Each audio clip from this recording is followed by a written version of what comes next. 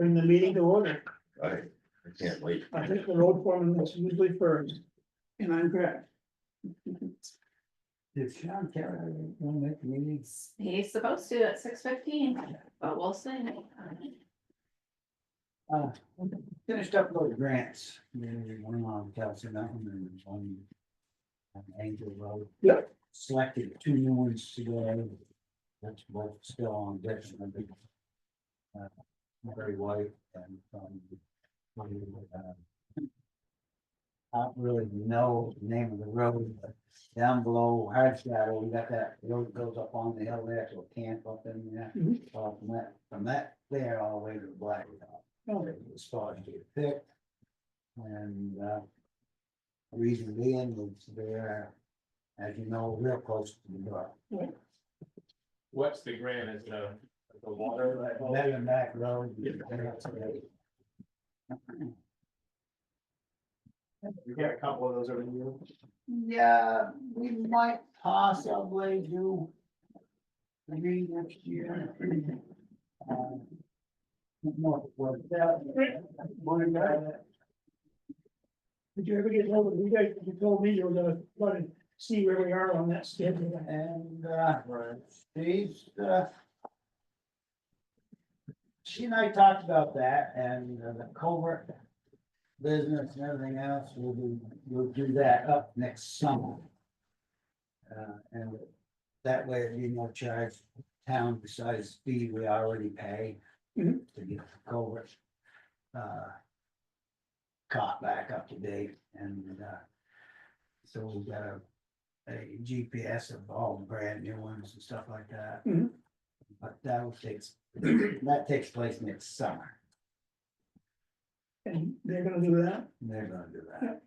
So, and she said we're looking pretty good for the, we would get into it a little deeper, but she said we're looking pretty good about staying on schedule about our grants. And getting the ditch work done. Mhm. And so, I hope we are. We did a reimbursement type thing that we show we finished the work and then we get the money. Yeah. Did they ever catch up on culverts? Cause I remember during COVID, you couldn't find a culvert in the northeast. There's plenty of them out there now. There probably was back then, but they felt that was a good way to get rid of all their old and.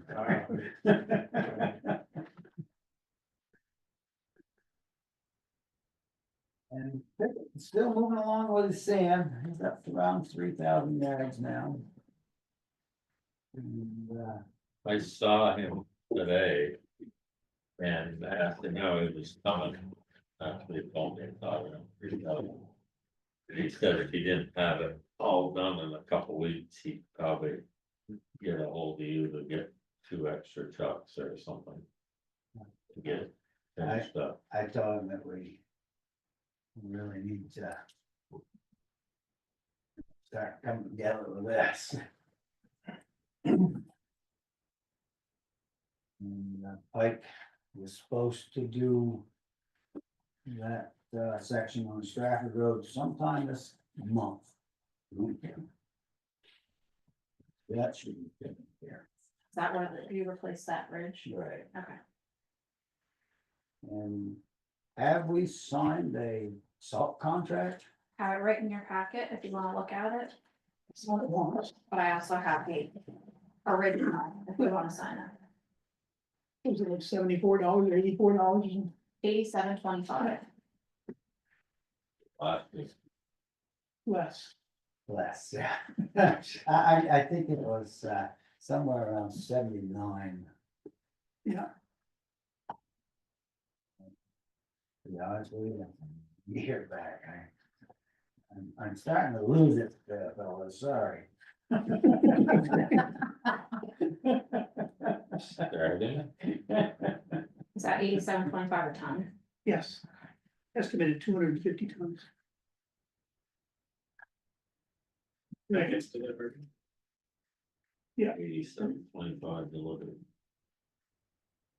250 ton. Do you wish me to sign this contract? Or maybe Yeah, not? I'd love to have it. I make a motion, Gary sign this. Second that. All in motion, all in favor, say aye. Aye. Aye, Aye. I will do it. How many yards is that transfer? I don't know how many yards, but it's 250 ton, 250.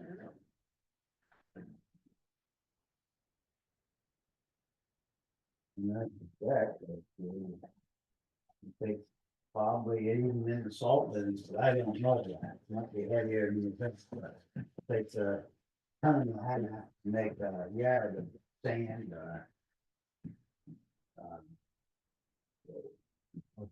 I'm guessing it's.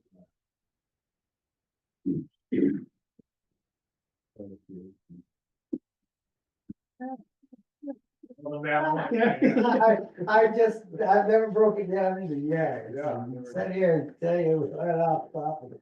I think by the math in his head right now, you can tell it's over the years. I'm confused. What else we got going? Where's our tractor? Where's our Is it tractor? gonna give him back now? It's the Ithaca. Our tractor is, Okay. our tractor is still being fixed.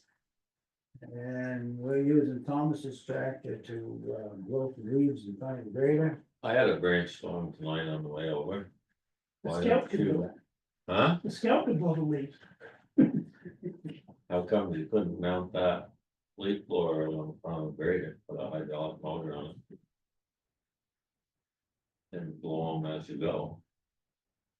I suspect that eventually you could do that. Because but I would have to check with somebody. Because we must have to put it through some kind of gearbox or get it up to speed. Yeah, 'Cause There you go, I have to wouldn't- 540. it wouldn't move, Runs on a PTO. it wouldn't move as fast on that as hydraulic oil moving Right, as you would a PTO driven Right. machine. yeah, but you can run unloading wagons with a hydraulic motor and stuff like that, because they don't run very fast. Yeah, well, that's the gig, you gotta get this little jet engine up to speed or it moves the leaves.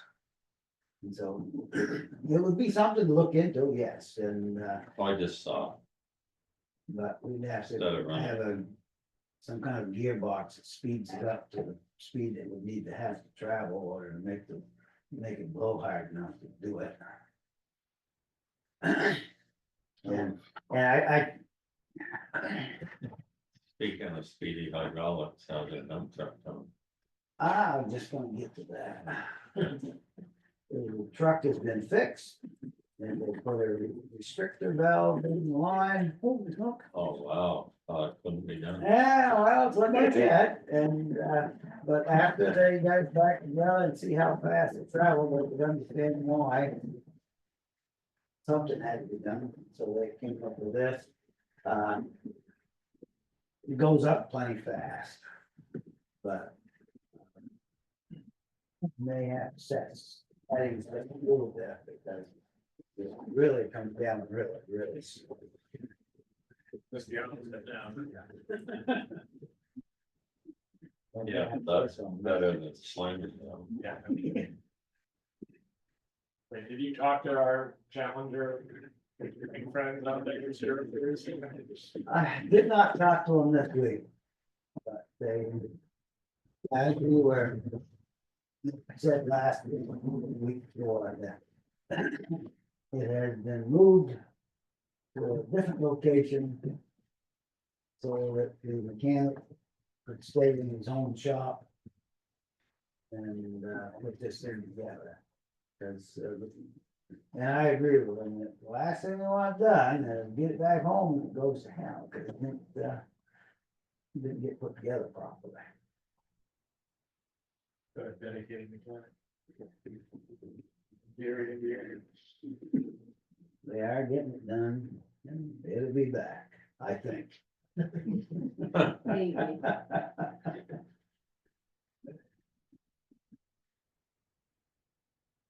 What next? My list just ran out. I saw you worked on the rec road a little bit. Oh, yeah, I put that stone down and, so, we actually spent 5 load of 3-inch up there in my dooryard.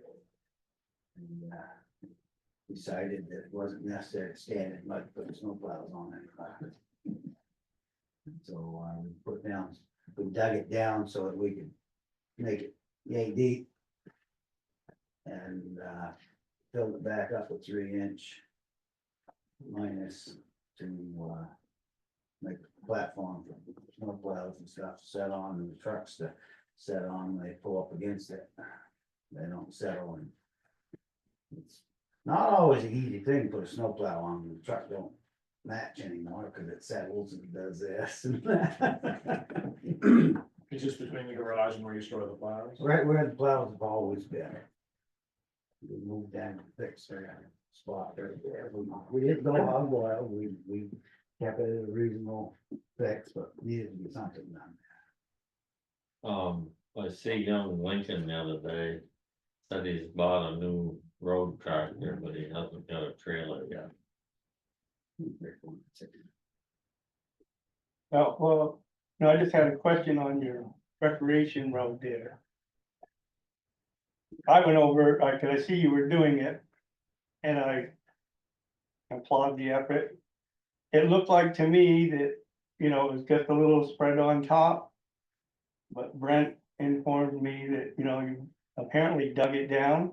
You got how many inches?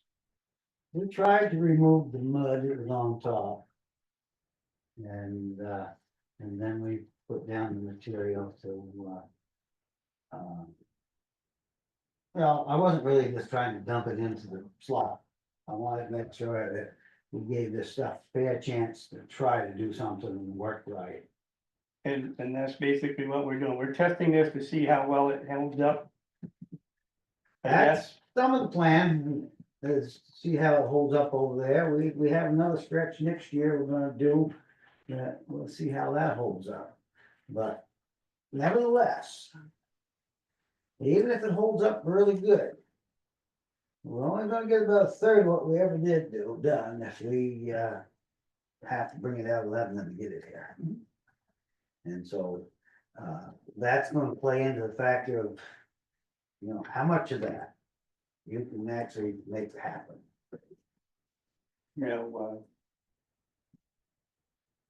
This is just in my estimation, and my idea is, if we're gonna test this.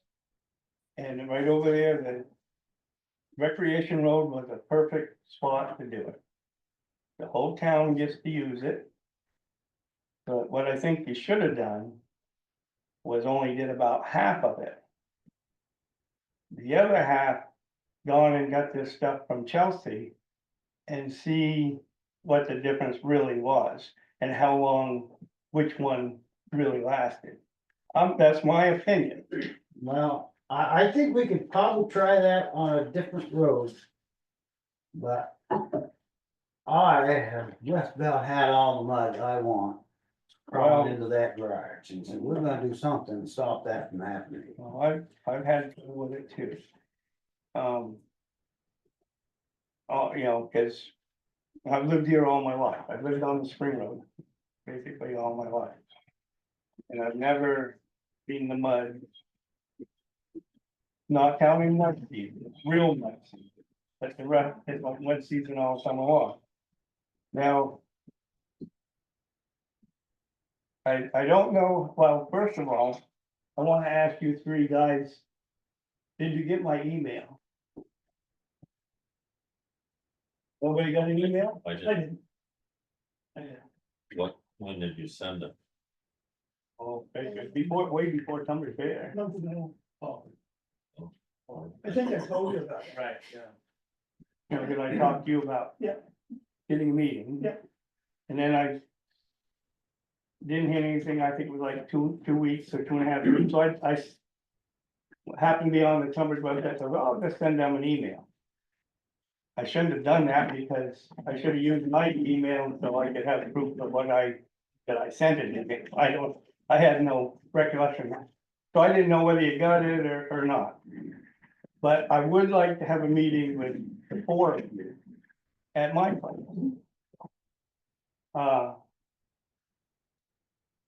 But on top of that, I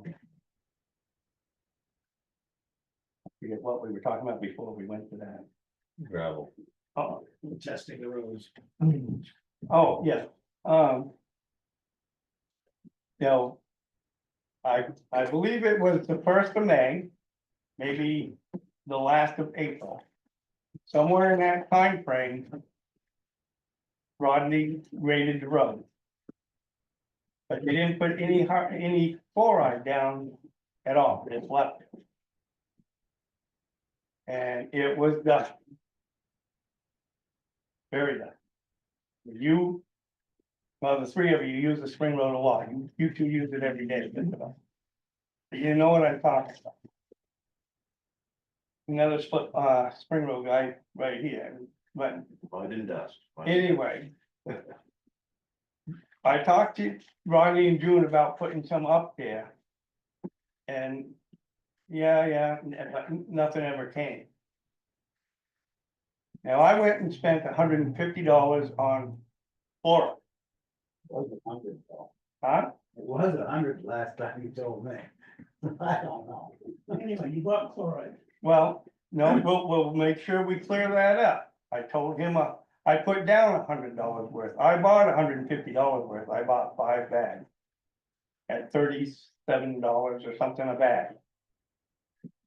And I put 3 bags down and went from my mother-in-law's place down to Tunbridge driveway. Took care of the dust. Okay. It rained afterward and everything. It stayed, it didn't turn to mud. And when it dried out, we still didn't have any dust, practically all summer. It did start to come back, especially along the edges. The other part about that is, we didn't re-grade the road until just, I don't know, maybe 2 weeks before Tunbridge Fair.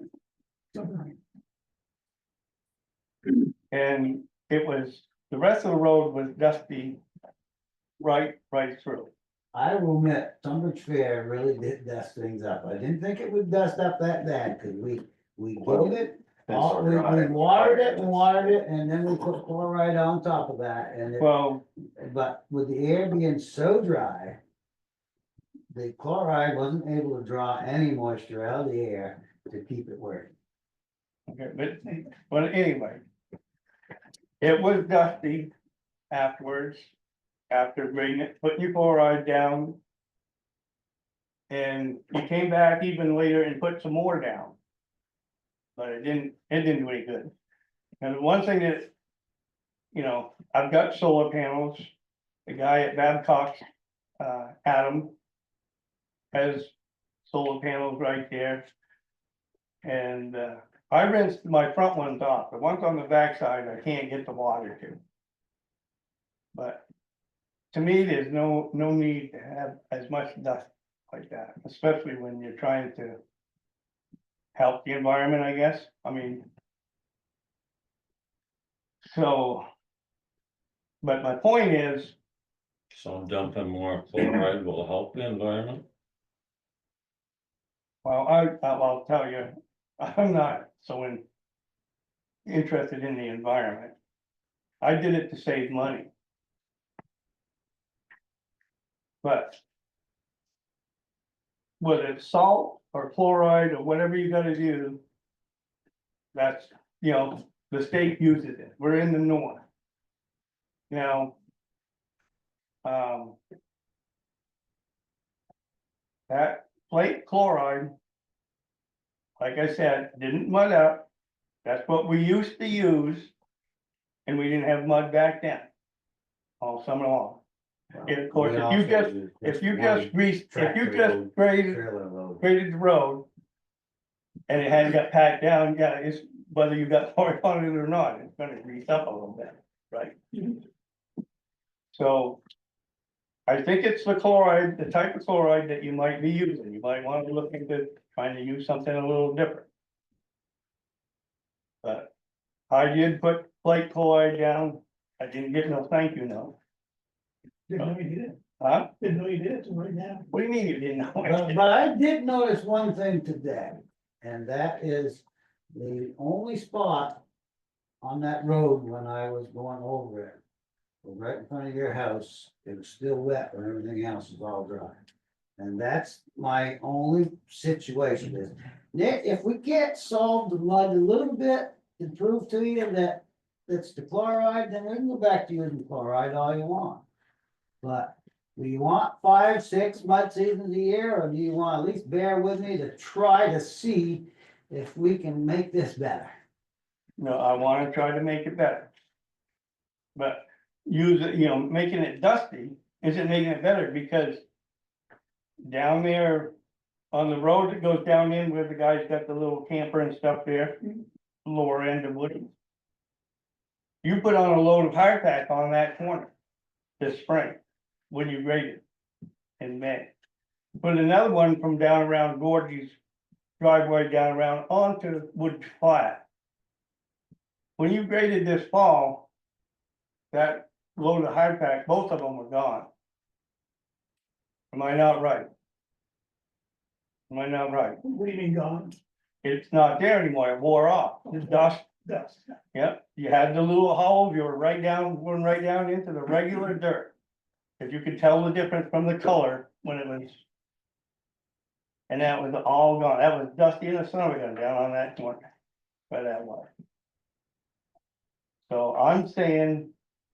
You should be able to find some sort of chloride or some sort of solution, so we don't have. All that dust. I can't even, get my tires off, I know. A lot of them up there don't care about what the car looks like, but I like to keep mine clean and it's filthy when it comes down. Rodney, weren't you talking about using some different kind of, We are trying to get on to some magnesium. right?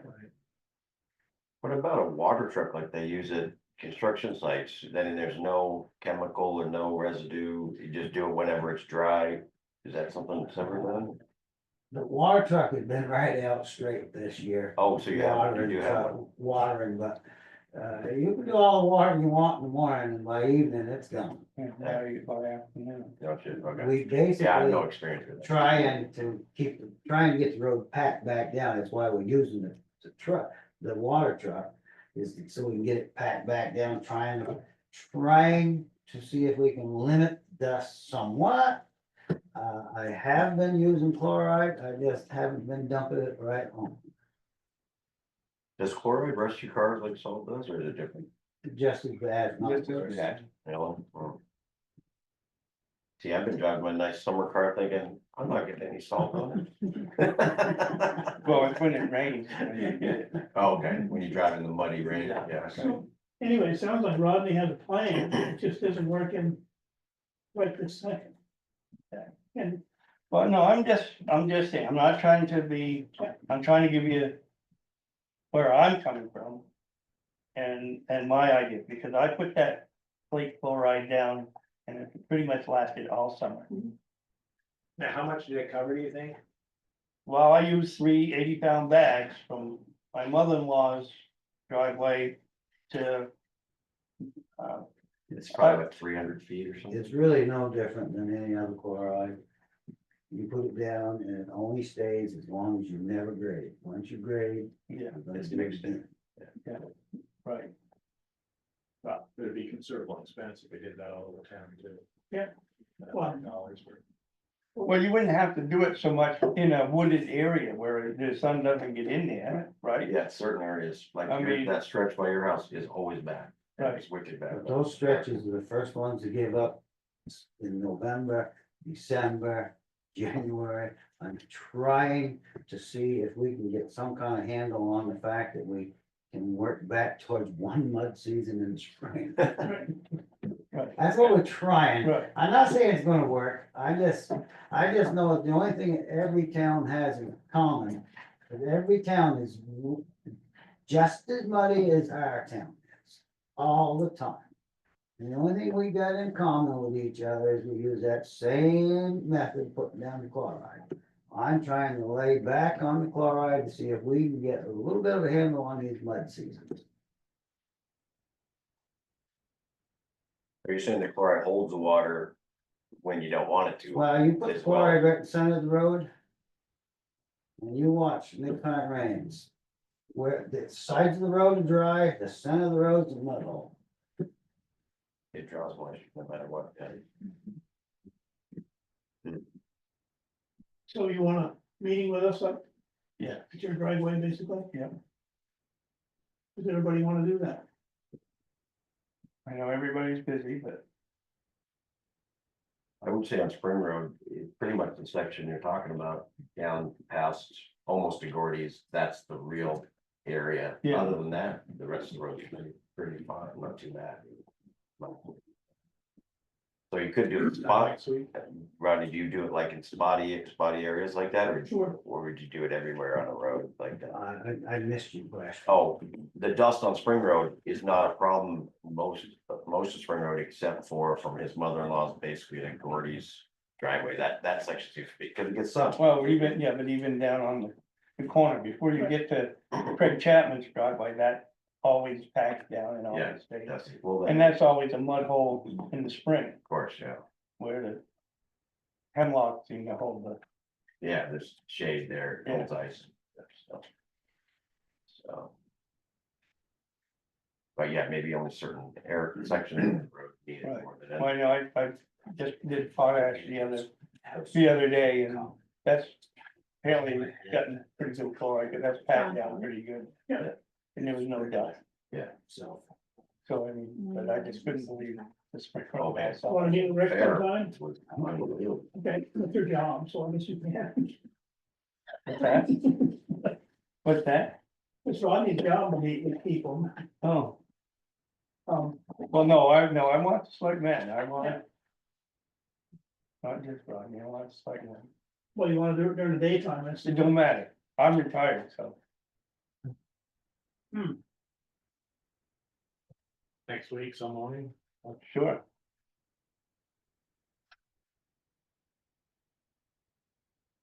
You wanna do it, Mike, or you got work to do? I'd love to. What day are you doing it? I'll put it in minutes. Next What'd you Tuesday, say? That's what day are you doing it? week from today. What time, though? One email. Busy all morning, that's the trouble. You can do it without me. It only Yeah. takes two, We can do it in the afternoon. right after lunch works for me. Everybody can get back to doing what they're doing, What time's that, like 12 o'clock? 12 o'clock. Yeah. That's okay with me, because it's gonna mess up my day, I might as well mess it up right then. Oh, that's Or bringing lunch. I'm not, I probably won't be there. Oh, you can talk. In the barbecue, never feeling. What day is that? Tuesday, 10:15, You know, let me know. the 15th. At noon. Please would not be Tuesday. Tuesday. And that's Tuesday at noon. Okay. Oh, yeah, about that. Doesn't matter. Yeah. And I want to give the reason, man. I want to do it. And if you got a minute, I got one more thing. As far as my son working for the town, I don't care. And it doesn't make no difference to me. But I think you should find the cheapest way to do these things. And if you remember during town meeting, I suggested, and it had nothing to do with what my son got paid or anything else, that you should put down what you charge, or what you have to pay, or what they charge per hour in the town report, so everybody knows. It, for transport, transparency as anything. So that there's no underhanded business going on or whatever. Now, and I talked to Rodney a little bit about it.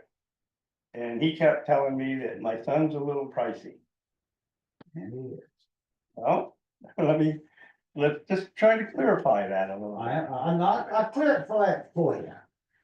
And that is, I can only allow so much weight out on the road. The 10-wheeler can carry what I need, and your son's triaxle can only carry what my 10-wheelers can. I cannot pay for extra money for a truck that ain't doing the extra money job. I just can't do that.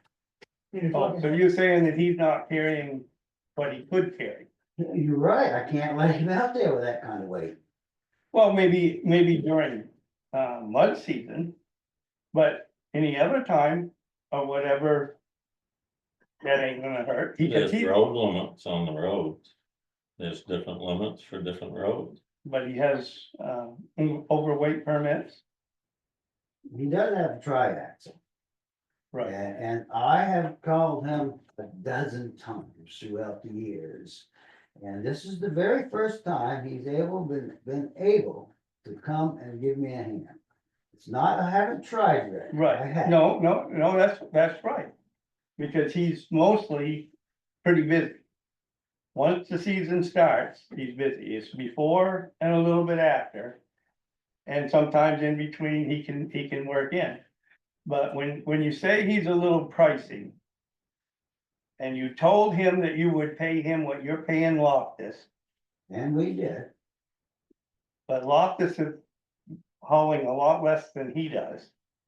Even though you're trying to tell me because you can only put so much weight on the road. I mean, that, your grain truck. How many ton does that thing haul? Well, I don't have control. No, Rodney no, ain't but- control of grain It trucks. doesn't haul an ounce of gravel. No. Yeah, it doesn't really make much sense, but anyway. I'm just saying. When you, cause his price was $110 an hour. And you said that you could get a tractor and trailer And at $165 an hour. Okay, right? yeah, he can haul 24 yards. And he can haul 17.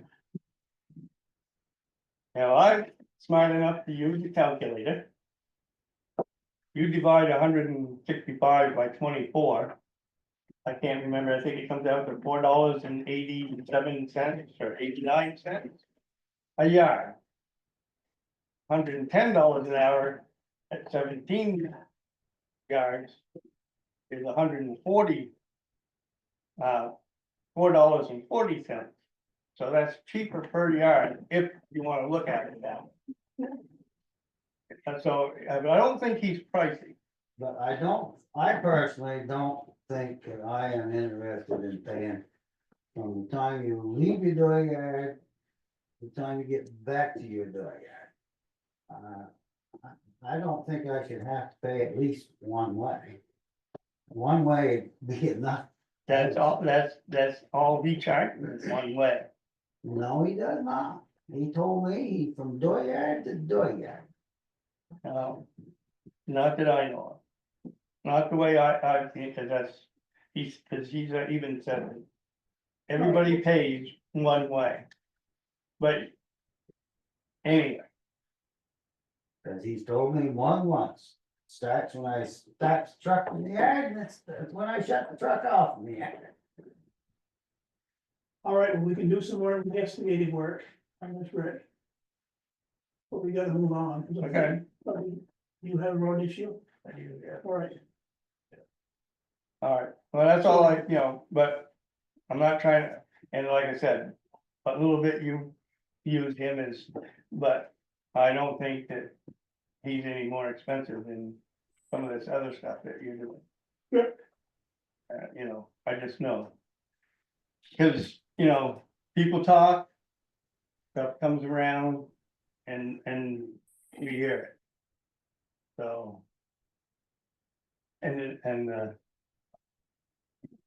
Well, this is the first night I've even talked about it. I don't know exactly what he is. No, but like I said, it comes around. I do have one other question. And this is for John. This, carbon tax. Now, my son says he's got an email, he talked to Phil Scott himself. First of the year, he's gonna get charged $1 a mile. You know anything about that? Not simply numbers, I haven't heard anything on that. All the trucks going through Vermont is gonna Phil pay, Scott, the one was gonna be $1 a dollar a mile. it comes under the, carbon tax umbrella, it ain't called carbon tax. But the first of the year, he has to, which he does anyway, has to keep track of all of his mileage, but every truck has to keep track of their mileage in Vermont, whether tractor, trailer truck or whatever, and has to pay a fee, which is $1, they think it's gonna be $1 now, $1 a mile. Hey, Gary, we have Sean Kelly waiting. All right, So, All right, well, I'll find out. let me know. Okay. Cause Larry Hart, representative, he didn't know anything about it either. yeah. All right, we'll see you in a bit. All right, thanks. Let's get to Sean Kelly next, because Rodney wants to talk to him. Yeah. And then we'll get to So, Sean Kelly, speak up. Can you hear me? Sound great. Hold on.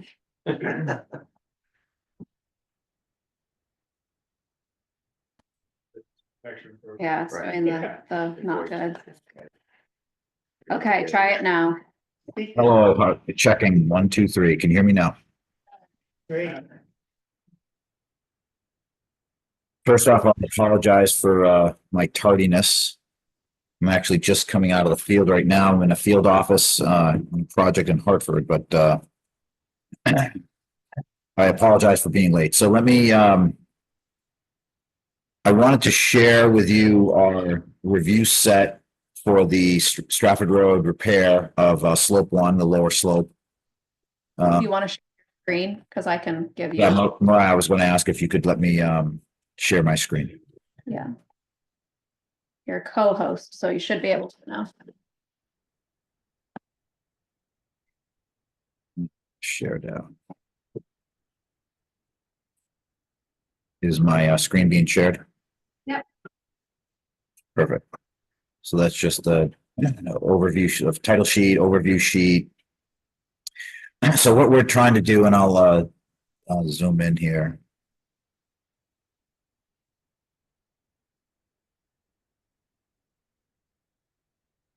So to orient everyone, here's the White River, here's the dam, right? So we just don't see the other side of the river, right? That's just off sheet, but this is where the dam is. Existing culvert is here. We're going to realign that culvert and push it upstream so we don't have this dog leg.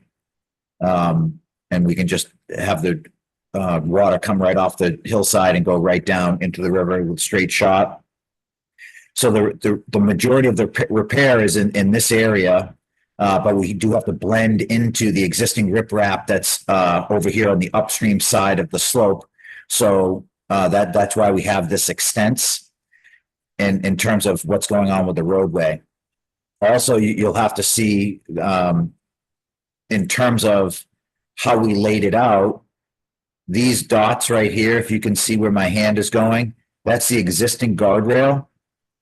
So what we're doing is we're pushing the road over and it's almost in the same alignment as it is today, right? So we have a temporary shift of the roadway as part of the temporary conditions. So you can see where the Jersey barrier is.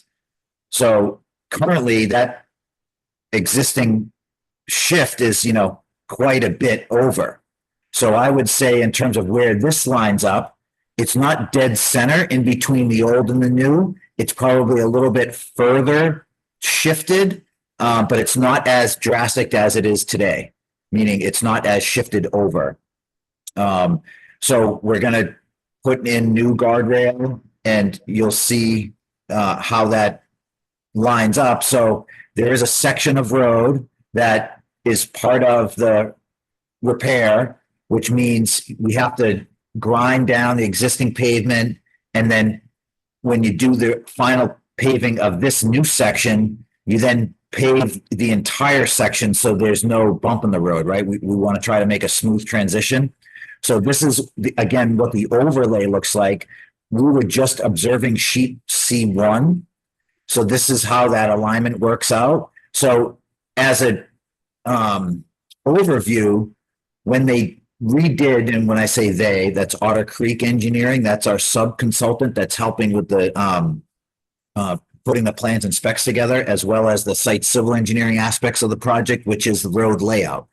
So they looked at vertical and horizontal alignments of Stratford Road and how they laid it out via this sheet that we were just looking at. Line basically meets the standards for VTrans for horizontal and vertical curvature. So this is how they were able to get this alignment to meet standards. One of the reasons why we are moving that road, and it's twofold. One, we want to meet standards for horizontal and vertical curvatures, but we also need to put back this slope on a 1.5 to 1. So that's the repair, meaning there's going to be riprap placed on this slope at a 1.5 to 1 angle, which means 1.5 horizontal to 1 vertical. In order to get that to be 1.5 to 1, and when we can't encroach into the river, we have to cut out part of this slope and lay it back. And that's why you have a shift on the roadway. Another reason why this happens is if you've seen the the damage at the toe of slope, not only was there damage here and loss of the shoulder, but along this entire stretch, even beyond the limits of the project, there's a vertical cut of the riverbank, and it's probably between 2 to 4 feet high. And because of that vertical cut, the toe is where it is, meaning it's in the riverbed. That's the toe of slope. Then you have a vertical slope riverbank, and then you have to go up at 1.5 to 1. But we can't create, we can't have the slope be a vertical wall. Well, let me rephrase. We could have done that, but that's more expensive, right? We could have built a wall. We don't want to leave exposed soil at the toe of slope, because over time that's just going to wash out and then lay the slope back even more naturally. So we want to stop the movement now. So because there's that vertical slope, we have to cut that out. And so there's a wedge that you have to take out in order to create that 1.5 to 1. Hopefully I'm explaining that okay. So that horizontal, that's why all these contours are so tight right in here. That's where that vertical section is, that exposed soil. We take that nub out, and then we start where the river is. We can't move the stone into the river, but we start where the river is, and then we build up from there. And that's what these contours do. You can see here, the bottom of slope is 560, 65, 570, 75, 80, and the top of slope is 585. So roughly a 25-foot high slope from bottom to top. And this is the alignment that dictates because of slope geometry, right? So it's twofold. Slope geometry based on where the river is creates how far back the top of the slope or the crest of the slope has to go. And then therefore, because we have to lay back that slope, the road does have to shift a little bit. Again, the way this lines up, it matches horizontal and vertical curvature standards by VTrans. The next page is C2. Let me just zoom out here for a second so you can all see C2. So this is the next page, C2. And what this is doing, again, there's that match line. This is showing where you're going to grind the top part of the existing roadway. And so now when you do your final paving, it matches the new pavement, old pavement, and now you have a new surface. So this is and also we're adjusting slightly if you can, and I'll zoom in to indicate what I'm talking about here. So see how the road is slightly pitched? And you can see that in the existing contours. How we're creating it now is we're giving it instead of being pitched one way, we're crowning the road. And that's really how it should go. So we're crowning the road and just fixing that horizontal alignment. So that's the project at the top and how it marries into existing alignments of the roadway now. So let me just go back a page and just do the overview again.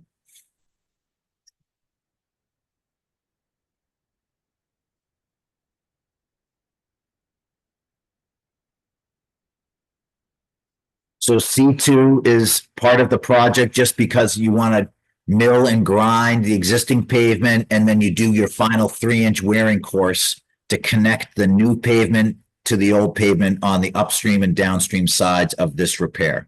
You can see how there's that little bit of a bump here in the roadway. But again, this alignment actually does correct how folks come down Stratford Road and then turn into that bend. We did add an alternative to the bid, and let me explain that part of it now. So remember how I said here, by the way, everybody can still hear me clearly? Yes, Yeah. Great, thank you. So as I just talked about the TOA slope and how there's this vertical exposed soil face, which has been eroded over time just by the White River coming up and down in elevation during the storms. So not only does that happen here, that actually extends out beyond where we want to do any repair work. And so what we did for an add alternative is we extended, those are just the sections. Sorry, I'm just trying to drag my screen here. So this is the repair in cross section. So again, there's this vertical face that we're going to cut out. So the existing contours would be something like this. We're taking out this nub of soil and then starting our toe of slope. Again, not encroaching into the White River, but creating a buttress, bringing this up on a 1.5 to 1, and then installing new guardrail and the new roadway. So that's the existing, that's the proposed repair for the fix of Stratford Road. This section is the bid add alternative. And so upstream of where we're going to do our repair, there's a section that continues, meaning that vertical face that I mentioned before, that actually happens further upstream. It just doesn't stop where the failure happened. It actually continues on. So the thought here was, since we're going to be down in the river anyways, let's extend this up to the point where there's I believe it's a maple tree that's out sort of on a peninsula. So if you actually go down to the river and look how the river comes down toward the dam, there's a section of it that has meandered south and has created an eddy. And so that river does a little bit of a dog leg, spins a little bit, and then turns and goes down toward the river.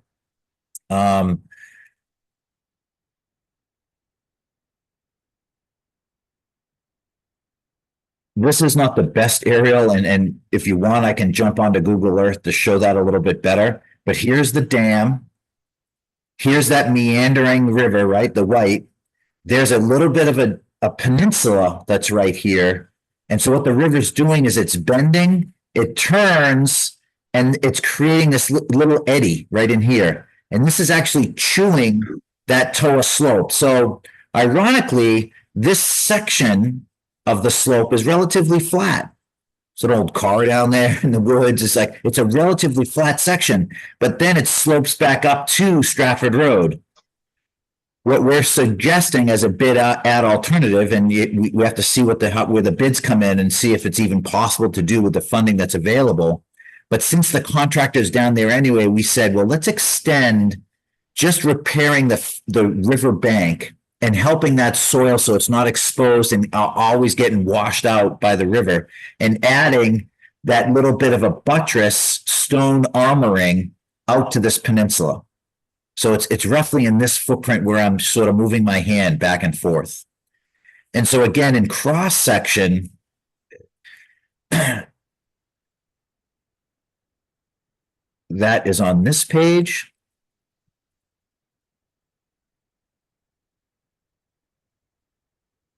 And it's this stone fill armoring that we're proposing in that section where it's upstream of the repair. The reason why this is a bid add alternative, it's definitely going to push the grant money for sure. You know, this extra stone here, it's probably another, I don't know, I don't have it, I don't have the dimensions in front of me, although we could peel it off the plans, but say it's another 100 feet.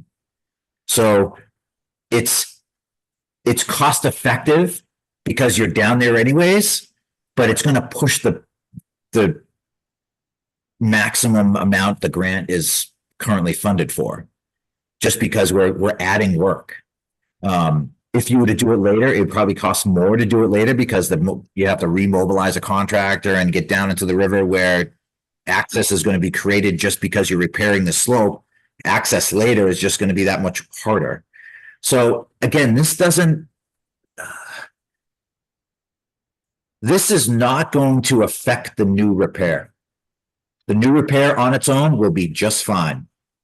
This is going to protect future potential damage to the road. And I say, and I'll put that in quotes, potential. It doesn't mean that this section of roadway is going to fail upstream of the new repair.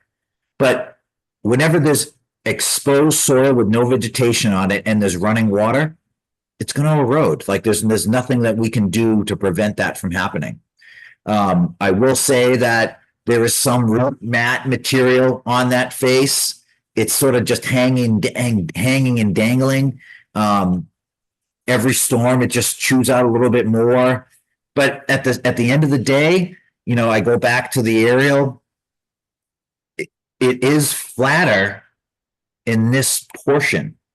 So there is a chunk of land that actually could get chewed out before it actually affects the slope to Stratford Road. So again, this is why we added it. I just want to make sure that that's clear to everybody in terms of like, well, why did, you know, Sanborn Head and Otter Creek add this extra stuff? Well, that extra stuff is thinking that it would make sense because the contractor is going to be down there anyways. So I think that pretty much explains the proposed repair. The reason why we wanted to meet, and I apologize for my tardiness. I was up at 6:15 and obviously I'm not logging in until like 6:35. So I apologize for that.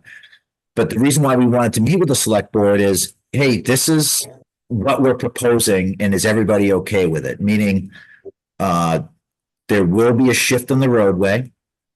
So here's another thing that I would want to mention. Part of the grant was used for the temporary move of the road. I was talking to Mary Ann about that, and I don't have the numbers in front of me, but it was, I don't know, 30 grand. I don't remember what it was. Is she on the phone or on the call? Yes. Well, do you know that number? I'm driving. I don't have it right in front of me, but you're close. It was Okay. about 50,000 total between all the work we did, the temporary work we did. Yep. So if you think about the purpose of the grant, and then obviously there was a temporary condition and we shifted the roadway, that portion of the work wasn't really part of the repair. That became part of the temporary condition. And so that portion of the grant may affect, well, what's left. I guess is what I'm trying to say. So because of that, we have been thinking about, well, where else could we cut if the bids come in high? So another thing that we could do is we obviously have this section of roadway where we're going to do a grind and then mill and fill, right? We're going to mill it down and then fill it back in with pavement. We could cut that out. Right now it's listed at, so there's 200. So this is about 50 feet. No, that's 3 plus. So this is 100 feet right here. So there's 2 plus 0, 0. And there's 3 plus 0, 0 right there. And there's 4. Yep. So that's 100 feet of mill and fill. We cut that out and say, okay, contractor, you're only going to do 20 feet. Let them bid what it is now. The way the bid runs, it's unit pricing for each item. So we could say, hey, he says, hey, for this item, it's this much money. It's like, okay, we're going to cut the limits and try to save some money by doing that. So is it necessary to go out this much? It's sort of standard. Again, it's you're trying to grade out and not have like a harsh break between new and old pavement. Usually you do it about 100 feet, but you don't have to. So there's an opportunity to save a little bit of money here. Another thing that we I did. know, I've been looking to see if they're. So another thing that we did here was, this is a newer pipe that was done a few years back, right? The replacement of that 36-inch HDPE. We're going to leave it in place, and we're actually not even going to fill it. We're going to leave it in place. So it's not detrimental to the project. It would cost money to remove it. It's not affecting anything. And truth be told, our 100-year storms are becoming more frequent and not so much 100-year storms anymore.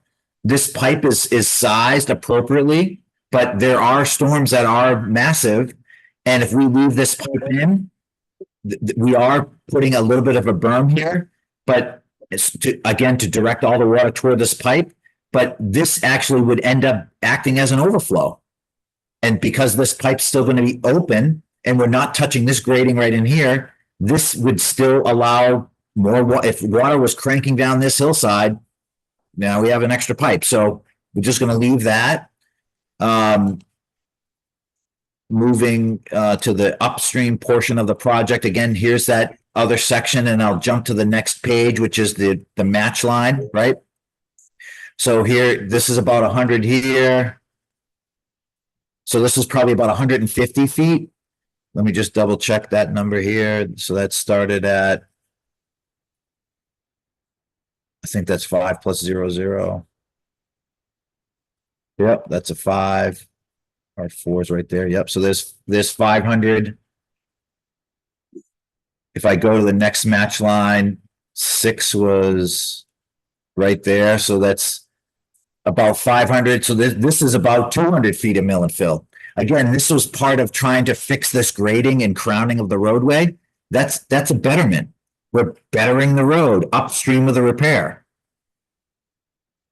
We could cut that out. So again, the reason why we have these parts of the project included in the bid is, listen, if the bids come in low, this is what you would want to build. But do you have to do that? No, the roadway, that's the way the roadway is today. We're just trying to better the roadway. Again, it's also part of the realignment, but it's not a portion of the project that has to be done. So I guess the part of this conversation of the phone call is letting the select board know, okay, we did spend 30 to 50 grand already for the realignment and temporary shift of the road. So we didn't have to do a road closure or one lane, right? Because that could have been an alternative. You put in a one lane. It's obviously not good during the winter, but it's something that could have been done. But instead you did it, you left it and you had the room, you moved it over and it cost X. So that X may come into play when we get the bids back for the remaining portion of this project. Another part of the job which you would cut out is obviously that bid alternative where we would just leave let nature do what it's gonna do, and we're not gonna try to repair that exposed soil vertical face along the riverbank. So I don't think this would be something the select board would want to do, and that is not putting in this new pipe. Having the stream come down, do it almost like a 90, then another 90. It's not horrible, but during a big event, this will wash out. You're turning the water too quickly if there's a crazy amount of water coming down that hillside during a large event. So putting in and getting that water as quickly as we can down to the river and not doing these quick turns. I wouldn't call this a betterment. I'd call this part of the project, because if this wasn't here, you could probably damage the new work. Again, based on a large storm event.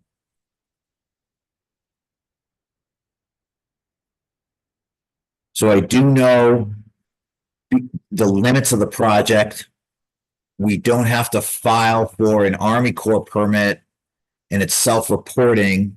And that's because at some point, this was worked on, right? There's riprap on this face. It's all grown in, but if you walk this slope, you know, you're going to see large riprap stone that was placed years ago. And because of that, and we're tying into it, and it's not new work, it's existing work that's getting, I guess you could say repaired, existing work that's getting repaired and tied into. It limits our impact onto the river, which then makes this project a self-reporting project, which just limits the amount of effort for permitting, which is good. Ironically enough, on my last site visit, when I met Rodney, and I was walking and taking pictures of current conditions, I met with the White River Partnership folks that are getting ready to take this dam out. I will say, this will also help in terms of the stability of this slope. Even if the dam wasn't removed, our repair would be fine. But knowing that we're going to take this dam out and let the river flow as it should and not back up. So what has happened over time? This is a big sand deposit. This is when the river slows down and then just dumps all this sand behind the dam. But during large storm events, this dam is sort of choking the river off. And so therefore this water all backs up. And when that happens, we get more erosion. So now we're going to remove this impediment. That's just a real benefit to the river itself and the river hydraulics, and betterment to, you know, the TOA slope along Stratford Road. So this work, the work that they were doing, the day that I met them, they had a archaeologist there just doing his site survey. I guess there's some old structures from the old dam, right? Old structures across the river. And he was just documenting all of those. The plan is, from what I understand, it's spring, summer that this is going to get removed, was their tentative plans. Which does not affect this work, meaning they're not going to dig into the hillside, so they're not going to dig into the slope. They're not going to remove portions of the dam that are above water. So all of that just remains, which is great because our work will, you know, tie into that and have riprap extend out. So I think that's all I have for now. If there's any questions, I'd be happy to answer them. I got one. The upstream pavement repair. Is that gonna tie into the second one? So it wouldn't make sense to do the upstream right now on the pavement? Is that still in this one project? And when we go further up to get the second project, we're not gonna rip this back up? Yeah, I think the distance between the two, we wouldn't be extending this new pavement up the road that far. So we wouldn't be ripping that out. If you look at sheet C2, that's only 100 feet up there. And it looks like it's the start of that concrete wall. So I think what would happen is the repair of this section, so that where we have current shoulder cracking due to the upper slope failure or movement, that's in this area. Obviously that concrete wall that's down at the toe slope does extend into that where we're going to do the mill and fill for the new pavement. So there is probably a little bit of overlap, but I would say to you that it's almost right there. Right. So the new work would probably be starting where the old work ends. When I say old work, I mean the slope one, the first slope. And I had somebody else here that wants to ask some questions about slope 2. Sean, my name is Steve Libby. I work for Vermont Emergency Management. I also live here in Tunbridge. And we are working with Mary Ann on the design work for the grant for design work for slope number 2. And I just wanted to maybe talk a little bit about the timing of the work that you guys are doing on slope 2 and how that aligns with the grant deadlines for the current FEMA funding that hopefully would pay for the work on slope 2. So just for a little bit of background, when we had the big event in July of 2023, that released money for the design work that you guys are doing on slope 2. Is called an advanced assistance grant. Yep. Advanced assistance grant was issued to the town. It was a competitive grant, and it was issued because of the like the dire consequences if that slope fails. So the grant to the town was to develop alternatives and sort of a preliminary design for slope 2 so that there could be a full application to FEMA for that repair work. So right now, we've got probably 3 times as much, 3 times the amount of money requested for repairs under that event that we have money available for. So it's very competitive. We would really like to see this project make it into this grant round. And I was just reviewing the quarterly report that Mary Ann submitted. It looks like your firm is looking at like April of next year for the conceptual design work. So I wanted to just see if there was any chance of your schedule on at least the conceptual design could get moved up so that we could try and get this project funded under what's called the DR 4720. Because under 4720 for the FEMA funding, FEMA typically provides 75%. And there's a local match of 25%. For DR 4720, the state legislature set aside money to meet that 25% match. So if we don't get into this grant round, there will be future grant rounds, but we don't know whether that 25% will be incentive to get. I hope that made sense what I just said. Yeah. So the deadline that right now that we're working under is to have conceptual design, what we call 30% design, a cost estimate, and a benefit cost assessment of whether the benefits will exceed the costs by November 18th. Now we know that's just a little over a month ahead, so I just wanted to see, Sean, if you guys had started any work on that project, or kind of what your take on that would be. Yep. So Steve, I did get your email from September 20th, and I did chat with Rodney in the field. And then there was some back and forth with Mary Ann. So we are scheduled to have the 30% done by the end of this month. Oh, great, okay. Because we want to make sure that we get to that November 18th deadline. So that's what we're basing our work off of right now. So we've already engaged with and continue to work with Otter Creek. They sent us some preliminary plans, meaning layout and slope geometry for site 2. And we're ideally for a survey, it's great to have that when the leaves are down. So currently we're working off of LiDAR, which is, the state mapping that we have available to us. So we're using that as our first pass for the slope repair. And then we're going to modify our results based on existing conditions, true survey of the slope. Probably in 2 weeks is probably when we'll see that information. And then we would tweak our analysis based on existing condition survey.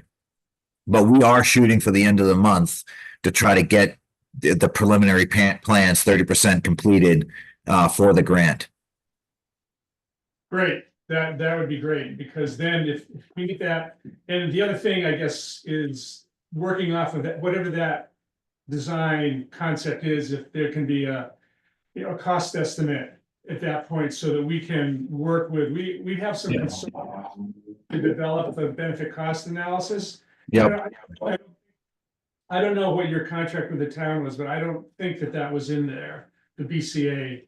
But that's a FEMA requirement, and we have consultants who can help develop that if we know what the costs are.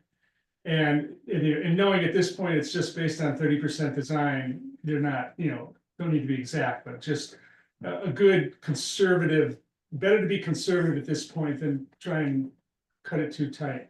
Right. Yep. So we've actually had a few meetings with Otter Creek to talk about the steps that we need to complete in order to get all the documents put together for the November 18th deadline. Okay, that's great to hear. Steve, the BCA is in there. The BCA is in there? Okay. So we can help, if the BCA is in your scope of work, Scott, and I don't know if you've worked with these BCAs for FEMA projects, but there might be some, we can help with that. So when you get to talk about that. Right. Okay. Great, it's good to hear. Does anybody in the room have any history or knowledge of that concrete wall that's at the toe of the slope of slope 2? Does anybody know the history of that wall? It was a CCC project, I think, in the 30s, yeah, read that somewhere. So it dates from the 1930s, I think. To protect what? That bank? The road and the bank, I guess. And that's what we're trying to figure out. Was that placed because of the slope and they were trying to protect the slope? Or was that concrete and wall some sort of function of the dam and the dam works that were there just downstream? We don't know. Rudy in the corner over there? I don't know that. My understanding was most of the dam and infrastructure was on the other bank. If I had to guess, I'd say that wall was put in because the water was gonna be that much higher. Because of the dam, For to keep it. For from running getting the- into bank. That'd be my guess on that, but that is just a guess, but makes sense if they put that wall up to keep it away from that bank. All right, anybody else got any questions? I have a couple. If, John, will you be clearing trees along that bank then when the slide 1 job's done? Yes. So in order for us to put in the riprap, that slope will be cleared of trees. So what we didn't include, which would be soil grubbing. So you wouldn't put trees back on the slope, but you can grub the riprap, basically fill it in and then let, nature take its course and, low shrubbery would start to regrow on that face. But currently, right now, that is not included. So let me show you what I'm talking about there. So typically what you would do for a riprap face is you'd above high water. So this is our where we have that heavy riprap. You wouldn't grub this, but you would put grubbings on this face and then allow, grasses or, vegetation to grow on top of it. Given that it's on the downhill side and there's nothing across the street, and it's, I really don't think that you have a good view when you're driving on the main road to look back up onto Stratford Road. You wouldn't grub it, but again, that would be a town decision later. And that, by the way, that could be done later too. But to answer your question, sorry for the lengthy response, all the trees are going to be cut within the repair zone. So if I was to pull up this plan again, everywhere there's new, darker contouring, all of the trees that are on this face will be removed. Yeah, and we'd also heard that we had to have a bat habitat survey. So we're beyond the date of that now, so we do not have to do that. That was October 1st. If we were to do the work before October 1st, we'd be required to do a bat survey to see if there's bat habitat within any of those trees. And then you wouldn't be allowed to cut those trees, anything that's 3 inches or greater. Rodney and I talked about that before, and I thought it was 18, but it's actually 3. Any tree that's 3 inches or greater is potential for bats to roost. And therefore, they don't want those trees cut. But it's seasonal. It's seasonal, so because we're beyond October 1st, and it's the nature folks that know and understand the bat habitat and when their roosting season is, but because we're beyond that now, we can cut any trees, and that's up to April 15th, maybe. So between October 1st and April 15th, that we're able to cut and not have to worry about bat habitat. Great, got it. Thank you. All right, Marion, what's the hard ceiling on it? Sorry, I came straight from the hospital, so I don't have my book with me, but I believe the last time I checked, we had like a little under $100,000 left of the grant of the 2 grants for the work. Because we had the original temporary stuff, and then we had a portion of the grant that had to go to the engineering and all of that. There's project management fees, there's other assorted fees, so when we subtract all of that out, we have around $100,000 for the actual physical work, the material. What the bids will be. The bids. Yeah.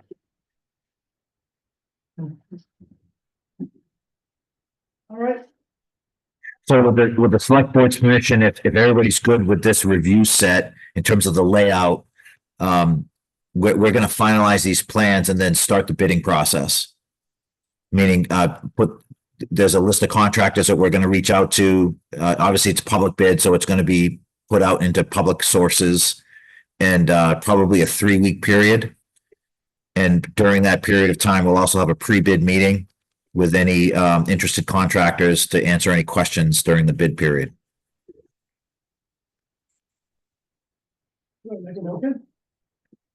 I'll make a motion, we go along with this. I second that. All right. All in favor of going along with this, say aye. Aye. I'll make it sound better. Okay. Yes, you got the green light. Spice it up. No, I'll spice it up. Excellent. Very good. So I'm going to get with Otter Creek, and then hopefully this week have the plans finalized, and then create a bid date probably for next week. Make it public. Thank you. It'll be a 3-week bid period, and we'll set a date for the pre-bid meeting. Well, one last thing, Sean, if we have 100,000 left for the work, you think like the really important stuff we can do for that amount of money? My gut is telling me that it's not going to be what's on these set of plans for 100,000. We're going to have to cut back the paving. the bid ad alternative probably will not get done. But I think the bulk of the work would get done. I was also chatting with Rodney in terms of from my perspective, we want to try to save as many pennies as we can, and if there's stuff that the town can do and not include in the project, we should probably look at that. So that would be tree cutting. If we can get the tree cutting done separately, or maybe with a separate source of money that the town has and not included in the grant portion of the project for this project, I think that would be beneficial. Yeah, thank you. Thank you, Sean. Okay, everybody, thank you very much. And then I'll be in touch with Rodney and Mariah in terms of when that official bid date's going to be out. Sounds good, thank you. Thank you, Okay. everybody. I apologize again for the tardiness. Take care. Good night. I'd like to thank Steve for all his work too. Yeah. No, thank Mary Ann for. You love it. Thank you. And in that regard, obviously, I'll be in touch with Mary Ann and Steve as we move forward on slope 2 and give you some updates as we proceed to the end of October. Great. Take care, everyone. Yeah. Thank you. Thank you. Bye-bye. Yes, thank you, Steve. I Yeah, well, really I think- appreciate it. It'd be I hard to think, maneuver. being able to, it's competitive. There's no guarantee that this can be, but it's a seen, it's already been reviewed once at the AA application by a review committee, and because of the, if that road is lost, Right. then half the town's cut off. It's a big deal. So it has a big, and I think, I don't want to be an engineer here or not, but if you can't do that upstream paving, if that has to get cut out, or that uphill, maybe that could be tied into the second project. Let's think of it the whole thing, and if this, Yeah. if second project can do some work that the third project can't, maybe, just the thought. Yep. So, right. Perfect. I just wanted to say too, Rod, I'm pretty good with ropes when you need to be lowered down with a chainsaw. I've asked, Matt Loftus to, set up a time for when he can reach down over there with his Pluck 'em. excavator to pluck them things up out of there. Can't just shove it down the river. Good. Well, maybe we can like Keep it. fingers in the ears. Any bridges you can get rid of? All right, so before you leave, I think Sean has an issue. Yeah, pretty quick. Thanks for the time. I didn't You know know. everybody here? Yeah, Sean Engleby, Goodwin Hill, on Spring Road. You are? Sorry. And anyway, so my question is the, rules regarding class 4 road improvements. I don't know if you know, my grandparents bought the property up on Spring Road, up on Goodwin Hill, 1942. And we got between my grandparents and the land my dad bought after that, about 90 acres. And that's a really beautiful old class 4 road. My grandmother's house used to be up there, got burned down by a crazy person 20 years ago. But it's still a beautiful old land. So this guy named Tom Wells bought property up in behind there beyond my grandmother's, way out in there, and proclaimed in 2020 he was gonna do some road improvements so he could get logging trucks in and out. I said to him at that time, I understand you have a right to be able to get trucks in and out there, but please talk to me. I don't really want any trees cut on my, on the tree line of that road, or some old stone walls taken out unless it's, absolutely necessary. So please just talk to me about that. Well, he went ahead and cut about 25 full logging truck of trees, old, 100-year-old maples that were on that tree line that my grandmother used to walk past her whole life without talking to me. And 25 truckload? 25 trees. Oh, okay. Yeah. From the bottom of my mailbox up to where my grandmother's is, if you know, you probably. That are on his land. My land. Yeah, on my land, on the edge of the road. He deemed that necessary to get his logging trucks in now. And it's a class 4 road at that point. Still is, yes, always was, still But is, it's class 3 until, until my mailbox. So that section above my mailbox is not town maintained in any way. So that really pissed me off. Well, he generously gave me the logs for firewood, which didn't really appease me very much. There's just a lot of history there, and it's obviously sentimental to me, and these are 100 trees that are older than all of us, and I grew up here, and I just kind of think that sort of thing ought to be discussed and talked about before you just go blowing jamming. Yes, he kept saying to me, I know my rights, and he just did stuff without talking to me, and he's still doing it, and this is why the phone calls recently. He's now grading that road, he's chopping out a whole bunch of rock ledge, digging it way deep. I don't know whether he's gonna refill it or leave these very deep banks, squared off banks. But, I asked him yet again, a week ago, please don't cut any more trees without talking to me. And he said, fine. I walk up there a couple days ago and he's got his excavator and he's shoving over another 100-year-old maple tree on my property, on the edge of the road, deeming it necessary to get logging trucks and out of there and cement trucks. He's already had, I'm gonna guess, 100 loads of freaking logging trucks in and out of there. He's had so many logging trucks in and out of there. I don't understand why it needs to get bigger and wider. And I asked him that, I said, why is it gotta keep getting bigger and wider? Why do you gotta cut more trees? No answer. The cement truck company says they don't want to scratch their trucks, so it's gotta be, well, I say, is a cement truck bigger than a logging truck? No. So, we had words, he hates me, because I'm messing with his little perfect plan. But I just think it's really, what are the laws of, Ronnie, you told me on the phone that the town has the right to modify the road from 24 feet from the center of the road on a class 4 road or something? Well, all roads down are 24 feet. 3 rod roads. What's a rod?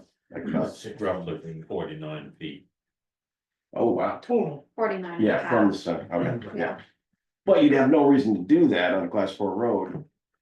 Unless you, I don't know, but, so what is his rights? How far can he just cut down every damn tree that's on the edge of the road that's on my property legally? I mean, Oh, wow. Like, what are the laws Only if about the Selectboard gave him permission. they did? I said only if they did, that he had, but we also, like I told you on the phone, I don't know what kind of plan was set for 2 years ago. And whether he's still working off the idea of what he discussed 2 years ago, I don't know. So who did he talk to 2 years ago and what was said and what permissions were given? Because, He talked right here in this office. I don't know that for a fact, but. well, any of you guys were here or not? Can't remember. I don't remember name. He's got a history of just Within that doing what he time wants. period, also, there's this new sort of permit if you want to improve class 4 roads. Right, Or legal that was trails. like only a year ago, Yeah. so. But I That's will previous, say, that's after he started and after he cut down my Gary trees. asked me to go up and look at the road right after We talked, you had talked. Yeah. You and I. he told me that, yeah. And at that point, I could not, in all good faith, say that he'd done anything that I could see that is taking him anywhere near out of the right of way. I mean, it's still, it's, to me, it looks like it ran out about this much on both sides of the road. Up through there, that was there. Now, maybe it's changing again, I don't Yeah. know. Yeah, you may not be familiar, but there were some old stone walls towards the upper part before that Y that they're gone. He just plowed them right out of there, and he keeps saying, I didn't do any stone walls, well, he did. And and there was definitely a full logging truck of trees cut off the edges of the road. Cause I mean, I looked for stumps and everything Yeah, else. oh, he tore them out, And yeah, he tore them out, he's couldn't Mr. find Excavator. Yeah. stumps, and I couldn't find, but what I couldn't find is because that's what I was mostly looking for was, did he get anywhere near close to being out of the right of way? And honestly.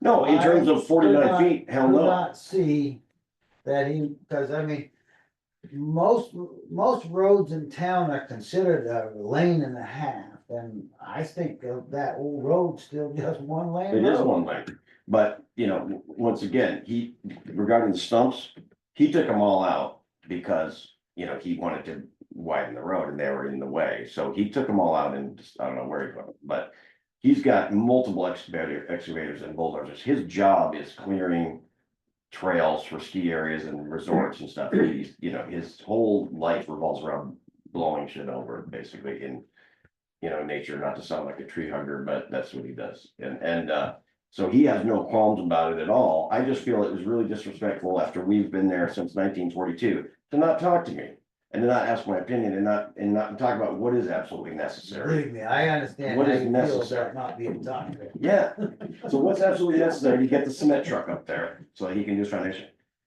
You can get a cement truck up there right now. If logging trucks could go up there multiple times. So I'm asking that he cuts no more trees and doesn't widen the road any more than it is. That's what I'm asking for, you know. I mean, the damage is done on the other things that he's already done, obviously, but. You know, I told him the other day, and I actually videoed it, talking with him, I said, I'm hereby asking you, or telling you, you don't have permission to cut any more trees from my property and to remove any more stone walls on the edge of my property. And he got pissed and told me he hates my guts and blah, blah, blah, and he said knows his rights and da, da, da. Swinging his excavator around near me, I mean, being a real, excuse me, yeah. So we're not gonna get along. So, you know, what are the rules is how far can he go, you know, I don't want, there's, you know, beautiful row of trees along the edge of my property that goes up there. I'm gonna rebuild a house where my grandmother's was eventually, or some kind of cabin. I'd like to have it stay rustic. I don't want it to be a super highway. I have rights to it. It's also my driveway. He keeps saying, this is gonna be my driveway. Well, it's also my driveway, you know, from that point of view. So how do we, you know, where do we draw the line about what he can do? Yeah, that's what I guess I gotta throw in one more little thing, and that is, it's not just your driveway or his. Right, oh, it's also Quid knows. Yeah, oh yeah, no, I'm just saying, I would never even say that, he said it to me, this is gonna be my driveway, this is what he told me the other day. And I was like, okay, well, And I it was would've my been grandmother's happy to driveway tell him, since no. 1942. Well, thank you, please do. Yeah, it belongs, everybody that has land up there, obviously, and hunters and whoever, you know. But, yeah, I just don't want it to go further than it has. And I would, you know, he's just getting pissed at me when I said also to him, I said, I don't think you really have any reason to be mad at me. I'm merely telling you, I don't want you to cut trees on the edge of my property. I mean, and I said, how would you like if I go around your property and start cutting trees down? You know, drop one over your driveway or whatever. I can do that if you want, but I'm not going to.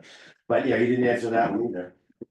So I just want you guys to think about what, or know, you know, maybe come up with what are the rules about that, or how far can we go without talking to people about it, about getting the permission?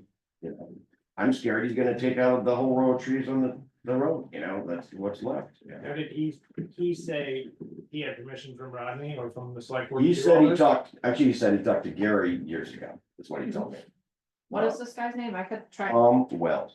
I can try and look back in the minutes and see if I can Good, find yeah, anything. that'd be awesome. As I remember it, he called me and then I said, talk to Rodney because that's a normal thing. Make Right, sure the roads he's the road are- commissioner, yeah. His advice, so after he talked to me, he must have talked to Rodney. Yeah.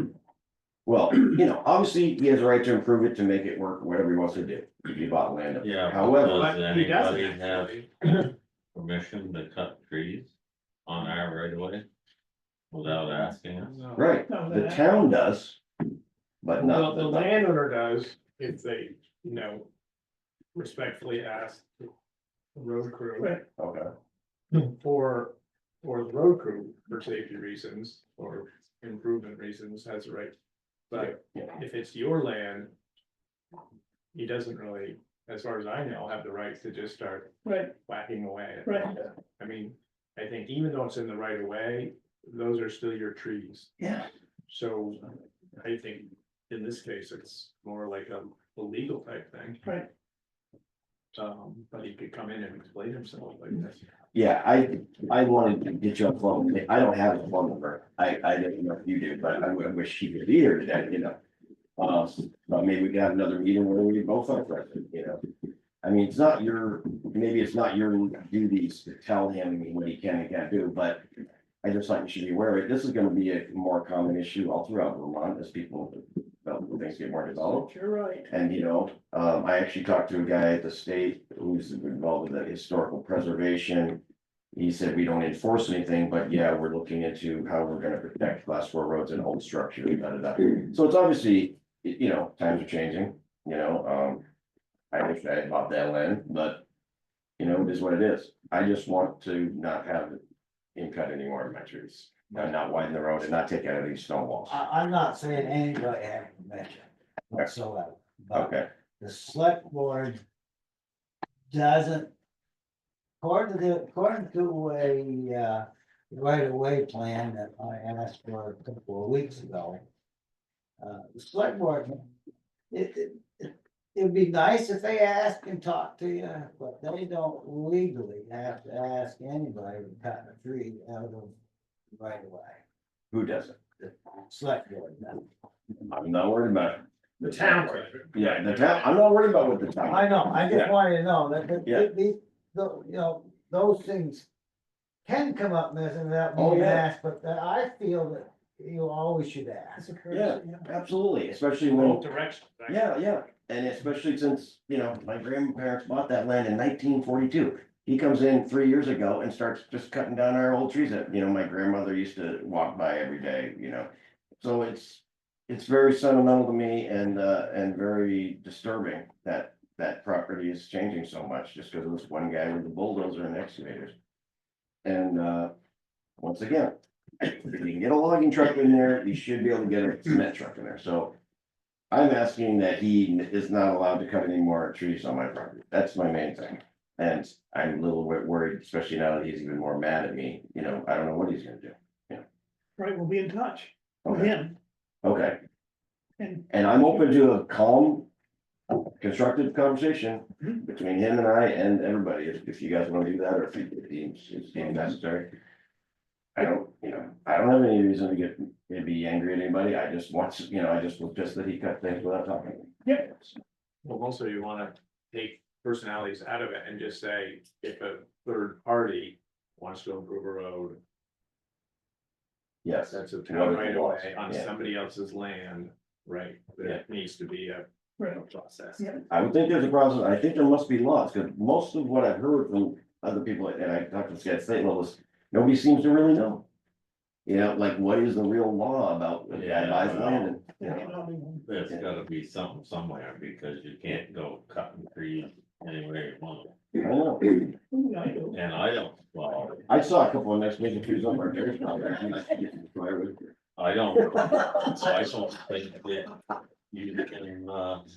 pull down a stone wall.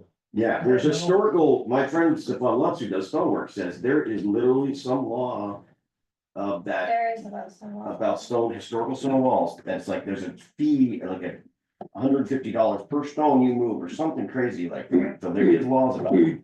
He says he didn't move any stone walls, but he sure as hell did, he blew them right out and they're gone, he disappeared them real quick, the guy's got like 5 different heavy equipment pieces that, he can do anything.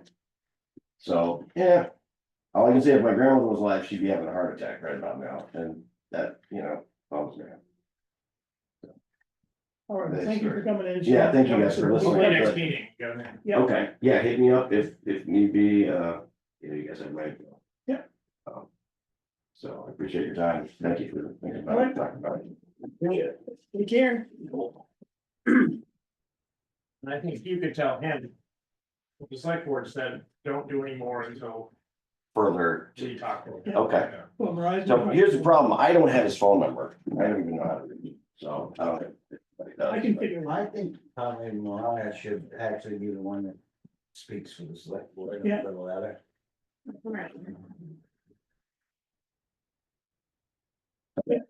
I don't know, you probably have his info or way to I get. do, it. yeah, I have, I mean, a minimum Yeah. mailing address, yeah. Yeah, sure, you do, yeah, and I'm not trying to stir things up or be any animosity, he's gonna take it that way, but. All I'm saying is, please don't cut any more trees, I said it to him literally 10 times, he keeps telling me. Okay. Yeah. Appreciate it, yeah. I think we're done with you, Rodney. You can stay here if you want. I'm thinking I've had it.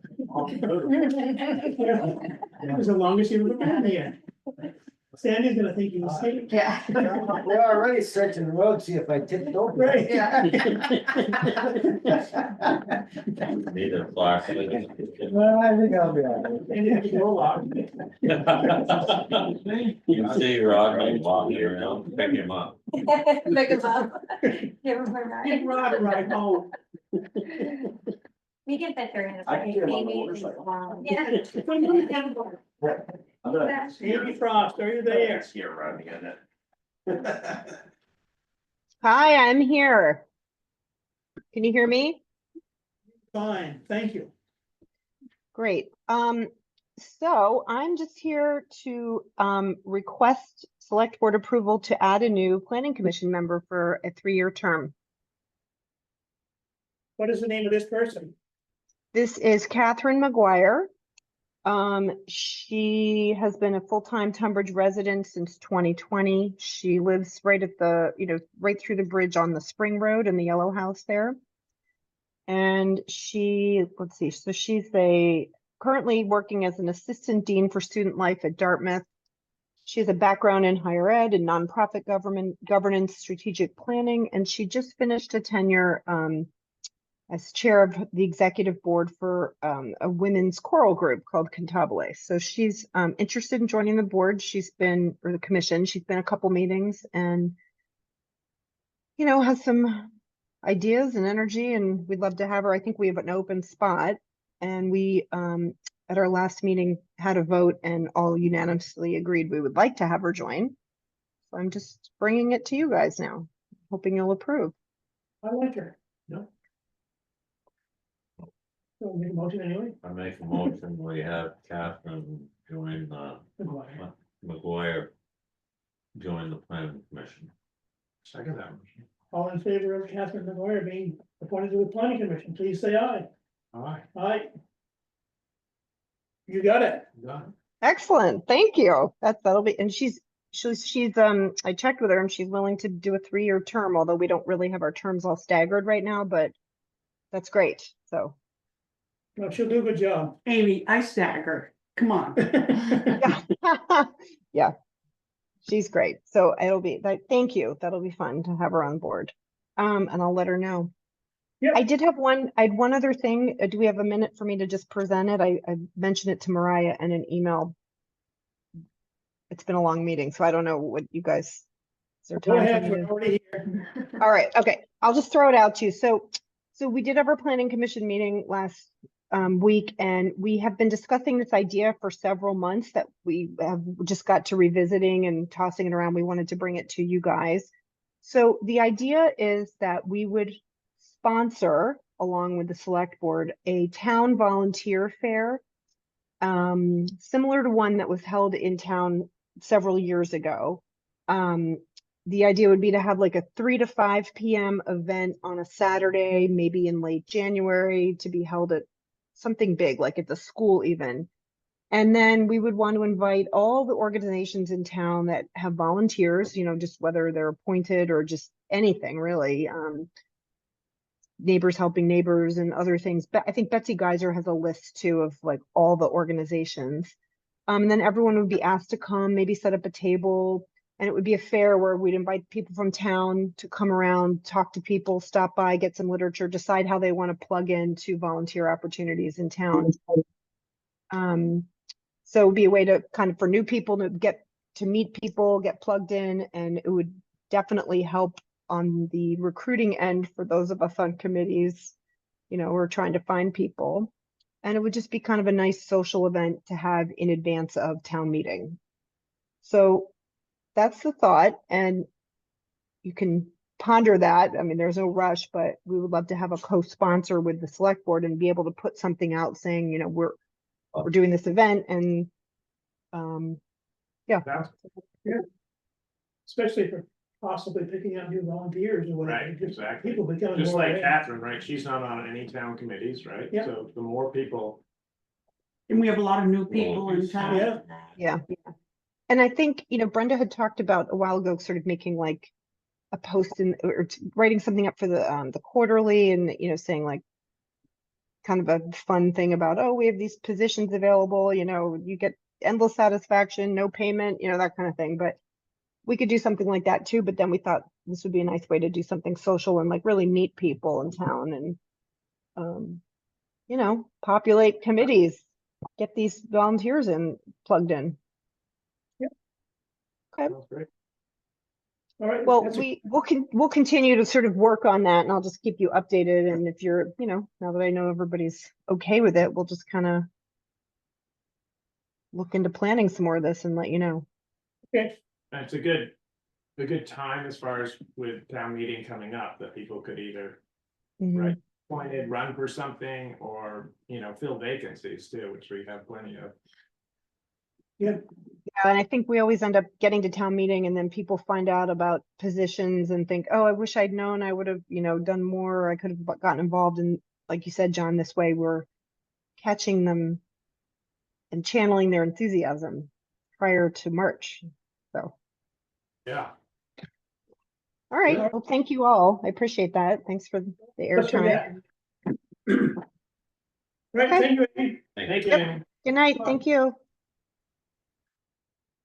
Upper Valley Trails Alliance. That's me. Oh, that's you. Which, funnily enough, my name is also Sean. That's 3 in a row. Wow. Really? Yeah. Oh yeah, so I'm Sean Ogle. You can come up here and you can sit there behind the How do you bush. spell yours? SEAN. Yeah, Irish. the other two were different. Anyway, Yeah, so Mariah asked me to if I would come and talk about UBTA and potentially about legal trails, which I saw on the agenda, but We're members now, right? yeah, so so Upper Valley Trails, we were 43 towns wide in the Upper Valley and then occasionally outside of it, depending on, you know, things happen.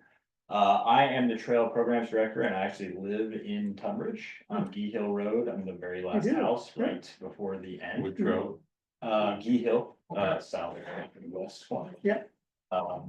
And I've been there for 8 years now. really, Yeah, so I'm the trail programs director and I largely do the construction aspect of it and ride machines and mapping and that sort of thing as well. So Upper Valley Trails, we're made up of a bunch of different organizations where they join and we assist them and they business stuff so that they can. But we have a few things that we can offer to members such as yours.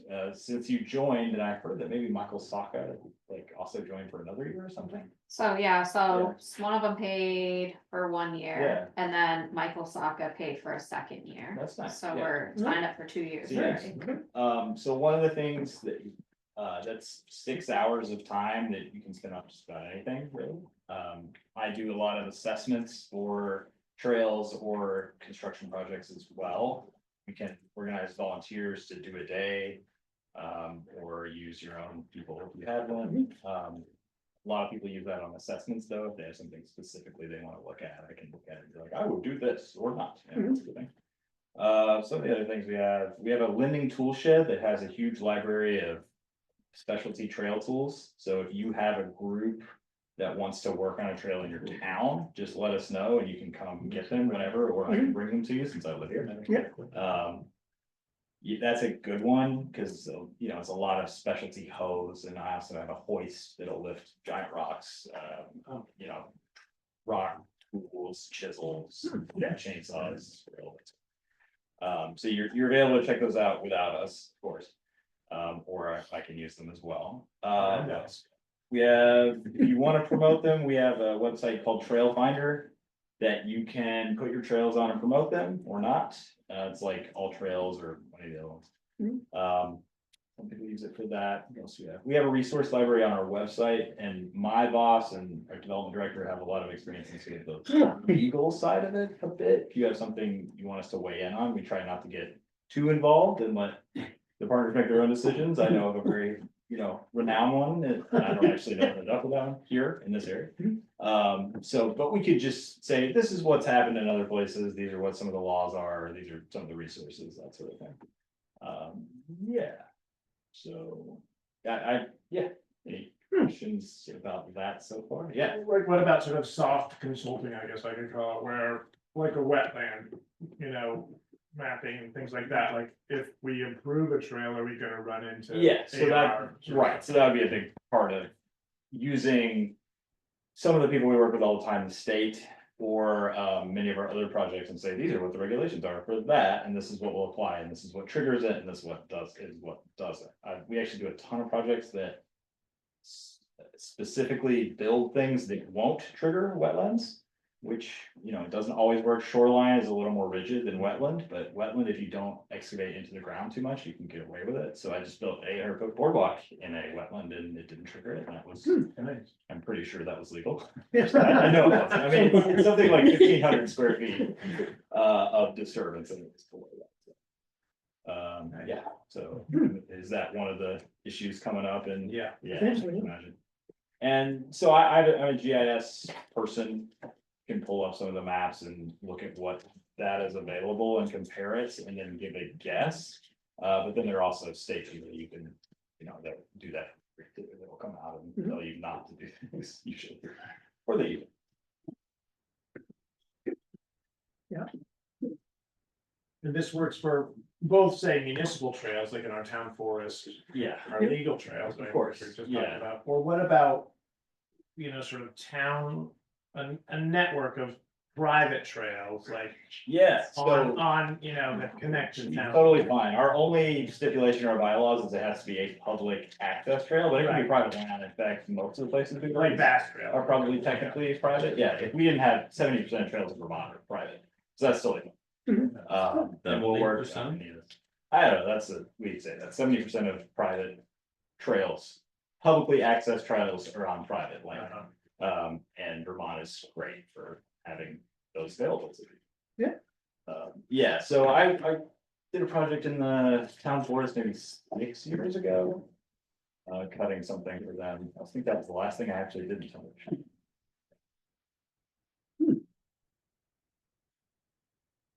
And then also. If you know, if we had a mission of like, we want connectors, you could suggest, you know, like this is a good spot or. Yeah, there's a few tools. I mean, that's where the mapping comes in handy. Usually I'll stomp around the woods for a while, find a good route, and then map it, and then you go through the long process of getting it all around. Do you do mapping? Yeah, that I have GIS training, so I will. I was just thinking of maps in the kiosk. Right. Yeah. For the trails. That'd be great. In the town, on our town forest, we have some town forest. Yeah, sure. And our kiosks are empty right now. Okay, yeah. So, you know, so you have the 6 hours to decide. We also above that, so say we're also contractors too, at a $40 an hour rate. You wanna, you know, buy additional services and such. Although I live here, so, you know, maybe I shouldn't say too openly, but I'm happy to spend some of my volunteer time. Yeah. We're looking for volunteers. Maybe not like a huge project or anything, but, you know, definitely look at things, help out here and there, because I live nearby. Yeah, so say we were gonna do, I'm trying to think of a good example. There's in Norwich, there's a class A trail, one of the legal trails you have. That has been gullied out, like a lot of them were old class 4 roads that have turned into gullies that are 100 feet, you know, or 10 feet deep and, you know, it's like 20 feet wide. I took an excavator through that one and built drains on one side and built a trail on the other. That's a pretty common thing. That's sort of the maximum sort of impact we can do, you know, with an excavator. It's pretty substantial, which is almost road building. And then there's much more subtle, just cutting a little past the trees and fixing wet issues is really common. Sounds like you could be of use to us. Yeah, what is there a specific, one of the 4, I think, in Tunbridge, right? Legal trails that, you know, is worth talking about now, or? No, okay, yeah, sorry. Well, yes, in the future, yeah. Yeah, okay, At some point, but like Brenda said, just the information on our town forest. Yeah. In a, for the kiosks and throw that. Well, I was just looking at them on the map. I should go walk them for fun, because I have little kids too. Especially the Drew Ford. But you can get hold of me and Okay, all right. I'll work with you, or Yeah. show you where to go. I would love It's to. actually a lot of interesting stuff there. Even though I've lived here for 7 years and do Everything's this professionally, I don't know where all the trails. Yeah. are. It's cool. It's, is it one of those green ones on the, Yes, yeah. It's the bigger. this is the Drew Forest, and this Okay. is the Wickapee Woods. In Wickapee Woods, we just did trail maps for that are ready for the kiosk. Okay, Drew lot, we do not have anything yet. Yeah. you lot, we gotta work on a little bit. Oh, great. That'd be great. Go for a walk with the kids. Yeah, and I'm My emailing speed, anytime. are they Yeah. slow? Well, mine are 2 and 5. Oh, good, good. I'll do that. Yeah. Good week. Steve. Yeah, Right, but yeah. So if we have a set project, is there a lead time or what's the best process for contacting you about a So- specific assessment or? That's a great question. Yeah, so just contact me. This time of year, I can fit people in pretty well. Once the busy Your part? season begins, yeah, I have a full one of these. We can fit assessments in pretty well. I just finished a bunch of projects. We can fit people in pretty well. Even if we have active projects every week, I always take a day for assessments. It depends on how big the project is. If it's a day or two, we can usually fit it in. If it's several weeks, it'll go probably, mid next year. Okay. Yeah, I don't think we have anything that large Yeah, at right. this The point. small ones we fit in here and there. We always have a gap of a day or two. Big ones we break into the summer. No, one last thing. Yeah. Just on the legal matter. Is the Upper Valley Trails Alliance, is it essentially neutral on policy, or, could you ever see writing an amicus brief for potential future Supreme Court? Oh, that's a good question. So I wouldn't say, I meant more neutral as far as landowner issues and that sort of thing, but we do lobby at the state level and that sort of thing. So it definitely, yeah, we advocate for trails and their continued use. So, Right. yeah, we're not neutral on that exactly. We try not to chime in too much on disputes with different. It's more just helping navigate it and understand what precedent is. And that's Right, yeah. But yeah, as far as lobbying goes, we're on several committees in the state. That's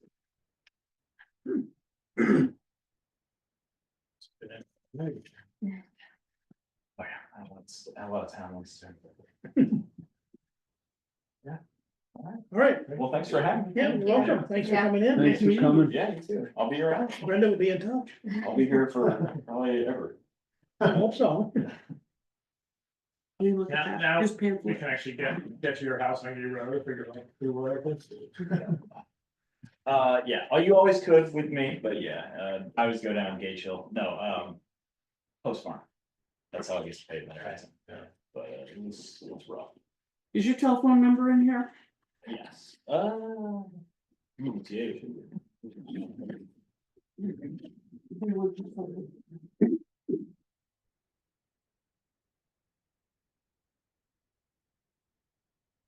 It says.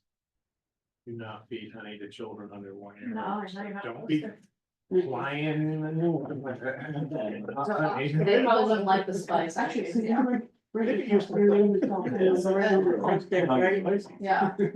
That would like that, Davis. The website has all of them. Oh, really? Yeah. Right. He's got the sweet too, maybe she wants, Oh, yeah, she he wants wants to have an everything. arrow. Yeah, That seems to match her personality. it does, yeah, she's spicy. Am I up? You're up, Yep, Rudy. you're up next. Arrow commission. Get a pen, because I'm gonna ask you guys for signatures. Thank you for coming forward. What's gonna happen to the dam? To the dams? Yeah. These things always take time and you never No. quite know. But we're hoping. All right, thanks so much. Thank you. Yeah, nice to meet you. It must have been. Yeah. Serious. Come around again. Yeah. Falls. There's bedrock. Trying not to get the wrong side of these. Yeah. Most of the dams, Have a good night. a lot of them are buried in sediment, but not too far down, you generally find bedrock, they were located. You know, it's like historically, was it, you know, always the fall, was some sort of right, whether it's rapids or. And a waterfall, you might have to put it in there. Not necessarily a fall, just as long as there's something to keep a bit from cutting down, you know. Oh, is that they pick bedrock then? Yeah, yeah, just one. Usually it's a fall of water though, isn't it? Because they want the weight. They just don't want it. There's different kind of dam setups, so that one had sluice ways, Yeah. and you can still see some of the remains down there. The biggest thing with that one is the way it's breached in the middle. Is what's called a low head dam, and so, the way the water comes over the top of something like that and recirculates, someone can get caught in there, and it's almost impossible to get out. Wow. And It's a we dangerous still spot. see too. footprints down there. It's. There's a fish Still tank, favorite fishing place. Yeah, I swam there in the past when I didn't know about that. We actually get trained in the fire department a lot about low head dam rescues. Yeah. Cause it's a trick to get out of it. Right, Most that's people like a will rip not tide, know how right? to get out and they'll die before we can. It's like a washing machine. Yeah. I get that way in the bathtub. Well, don't pull the plug when you're still in it. I never thought about that.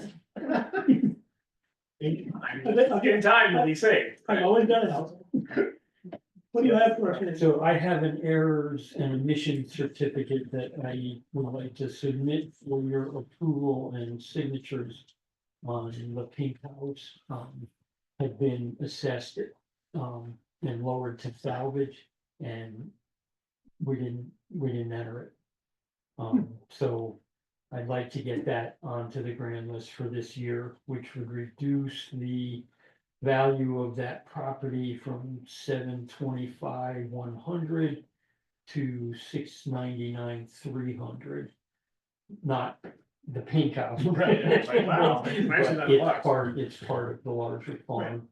So it's a reduction of $25,800 that is essentially reducing the pink house to salvage. So Who owns that property? that is now Bill Kraus. It's the Howe family, so. Right. And it goes with that field between the bridge and the pink. Correct, yep. Exactly. Wanna make a motion? I make a motion We sign it.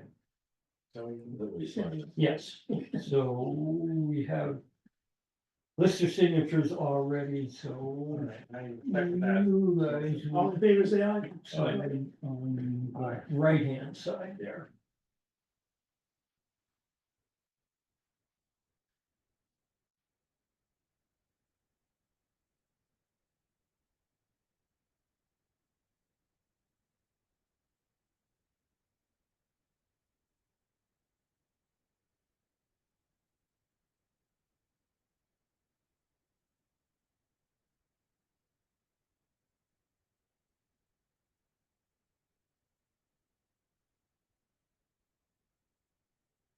Just another one of Mike's ventures. I know, he's doing everything.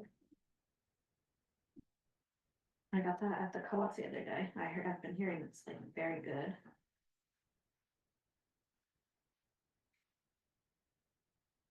You got it, Lee.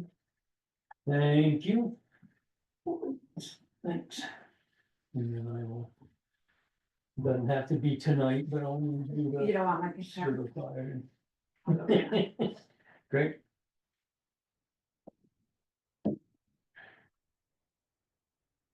Just to have you wearing two hats. Yeah, I know. And Evers and omissions ever go in the other direction where somehow a property was put in less than it really should have been. Yeah, or missed altogether. Yeah, it can happen. I want to say that we might have had one like that, but I'm not really fuzzy on that. This is for 2024 tax year. That will be. Yes. Thank you. All my taxes are gonna go up again.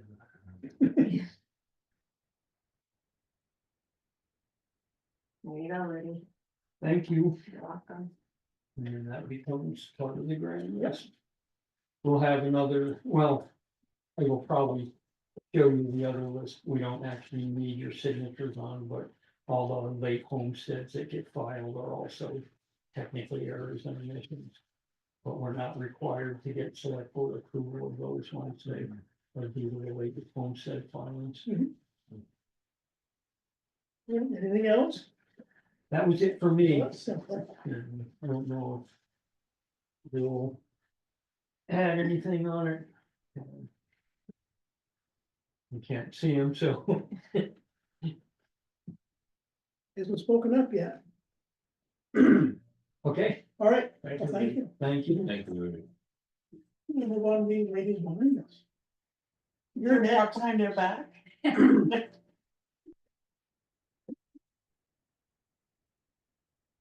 Step right on.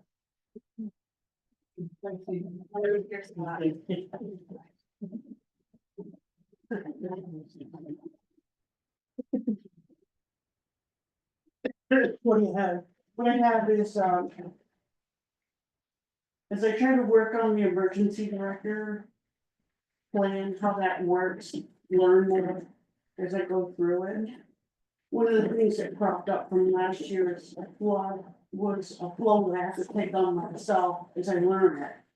That was kind of missing, that I'm gonna make a suggestion every May 1st, when you try to sign this, that we assign the person that's going to come into the EOC with me. Wherever it is, like that flood we had last year. Emergency operating plan? Yeah, so last one, what they're doing now is the state is sending all the FEMA people to me. In the beginning, this is, as soon as it gets declared and even a little before, we have the state come, talking to me at the EOC. Or at my house trying to get hold of me. And this one there, last year I opened up the EOC, but held it at the firehouse because I was working at sign and we didn't need to go any further down here to do it.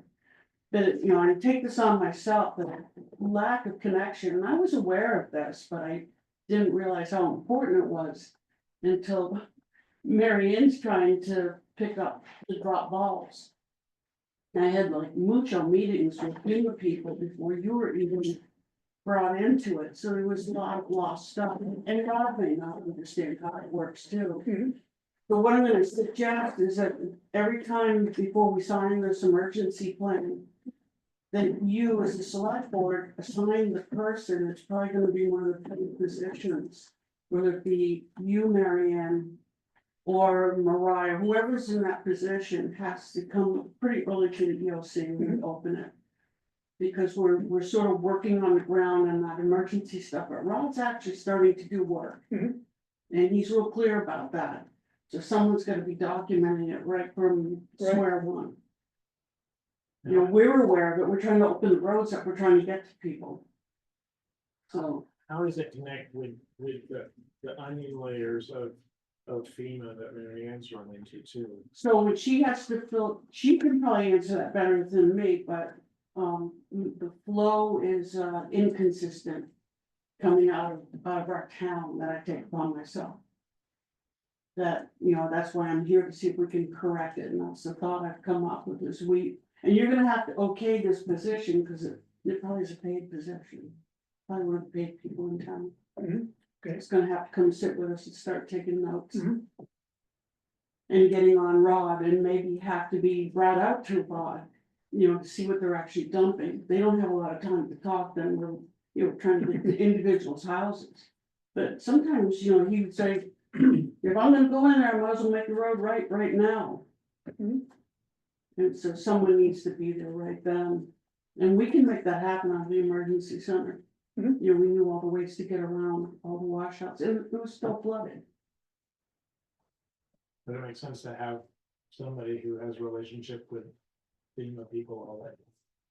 Also, because the documentation has to work for that. Well, if we're all sitting in the same room doing it, and Marion may not be the, you know, 5 years from now, may Right. not be Marion. Right. And that's why I'm suggesting that every year when you sign this, you appoint the person who, I'll get the telephone number and I'm gonna say, hey, listen, we opened up the EOC. This looks like it's gonna, you know, could end up being somebody that goes to the governor and it's gonna go into the feeding program. Right. Once we open the EOC, the states are sending everything my way. Yeah, and I mean, I would say one of the things when Brenda and I were debriefing, it was, you know, one of the things we discovered was. When I started being the contact for the FEMA rep, there was FEMA stuff coming to me, but there was FEMA and state stuff going to Brenda. There was FEMA and state stuff going to Mariah, there was FEMA and state stuff going to Becky, and then people were just showing up and grabbing Rodney. And sometimes it was state people, sometimes it was a FEMA person with a state person, and people were showing up and grabbing Brenda, and so like, you know, we would end up in a Chaos. meeting, and I was like, you know, Brenda would say, oh, well, we already went up there and looked at that, and I'm like, who did? Like, my rep doesn't know anything about that, and then Rodney would like, be like, I've already fixed it, and I was like, Yeah. like, you know, and so it was like, okay, am I supposed to be submitting for that? I'm not submitting for that. It just felt very disconnected and all over the place. You described, FEMA doesn't know what FEMA's doing. FEMA absolutely had no idea what And- he was doing, and but the we state all- was a little disconnected as well. Yeah, everybody was disconnected, but the disconnect on our part is what I think we're presenting now that we could work on. And that also gives us a place where one person is connecting with you folks. And we're also sitting Rod down and have a plan before we really do anything. We know what's going on. You know, say Marianne was there, if you were in that position right from the beginning. Right. The other thing that we talked about is that in hindsight, we realized we should have just probably had like a standing. Early on when it was happening, maybe meet more frequently, but afterwards, when we sort of were past the initial issue, we should have had a weekly meeting. Where we were just sort of like verifying like who's told you what, who's told you what, who's told you what are you submitting this week, like what's going on? Because there were definitely, you know, like I think, you know, chuckled last time at this meeting, I was like, okay, Rod, so we can get bids now, and he's like, start and done, and I was like. Oh. Yeah. And so like we missed some steps, or like I have to go back and find information on things where if we sort of said in hindsight. If we just sort of like said, we're meeting weekly every, you know, pick a day, every Tuesday at 5 before Selectboard, like we're gonna get in this room and just agree like who's heard what and what's going on and what you're working on. That would have helped us stay more connected. So calling an emergency meeting with you folks would have been really helpful, helpful for us to get everybody in the room. Yeah. Because what we would have found out is Rod was being told, the state was telling Rod one thing, the FEMA guy's telling me one thing. And Rod would look at me and go, I wasn't told to do that. You know, this is in the very beginning. But I think if we'd had this in place and we called a meeting and we all sat there and realized we were getting conflicting messages, we would have decided, listen, call them. Which one's right before we do it? And Rod would have to slow down a little bit. Or at least start knowing his document a little more carefully, or we go out and help him. Yeah. And Rod doesn't get a lot of the emails that are coming down to us. And so if we're meeting as a group, that's really helpful. We can all sit here and get on the same page and help him out. And we know where Rod needs that assistance. You know, we're clear that he's great road foreman. We know how to sit down and have a meeting and put it all together. And I'd say that's the other takeaway, and I think I mentioned that last time jokingly, but even if it's not needed, if we have an event that we think may transition into getting state funding or FEMA funding, we should immediately send someone else out with Rodney to do all the documentation, take pictures, get GPS, length, width, depth, what do you think you're putting in this hole, like, just get it all documented, and then if we don't ever need it and it doesn't get to become a disaster and it doesn't get FEMA funding, oh, like, we had it anyways, but if it does, we've got it sort of right there, but we should make that determination immediately that like someone's going with the road crew to get this information up front. You know, and then to speak for Rodney, when we're in the middle of this and it's in the middle of the night and we're trying, and we still got water rising where we're knocking on doors, people were scared. They had their go box. I'm talking to Mariah really late. Is there a building we can open? If I have to tell her she has to get out with her little dog. You know, and so Rod's out there behind us trying to make things right too. And no, I don't remember how many truckloads or what, you know, right in the middle of it. So bringing this person in early is with us. Document would be helpful. If I decide if I have to order, then we'd have to leave the building. What triggers, you know, an emergency disaster where FEMA's gonna get involved? Does the governor have to declare Orange County, you know, or certain towns? Yeah, and that's the tricky thing. We're gonna have to judge it. Two Rivers is usually on the phone and on email with me. Kevin is really, he's quick to be on with me. Yeah. And the state of Vermont is too. And mostly the way I see it is I'll end up having a FEMA person literally catch me in town. Say, oh, you're the person I was looking for. Yeah. You know, can you get hold of so-and-so? I'm here right now to go look at X, Y, Z. And, you know, I don't know where, we go down to the town road crew and can't find Rod. So anyways, it'd be good if we had meetings like that, but I don't know, to answer your question, we just have to have a sense of how big it is. That the governor's probably gonna put in for a FEMA. And disasters, you know, we're seeing all these, you know, micro. Regional or really localized, you know, shear wind sort of events. And in that case, you're just out of luck, right? If we had a little mini tornado. Yeah, Get down in I can't Tunbridge. remember what it is that the governor has to put in for that triggers the ability to Like a go. money amount. or something? Yeah, it's a money amount and a percentage amount. Huh. Of damage Right. that he's gonna put in and sell it.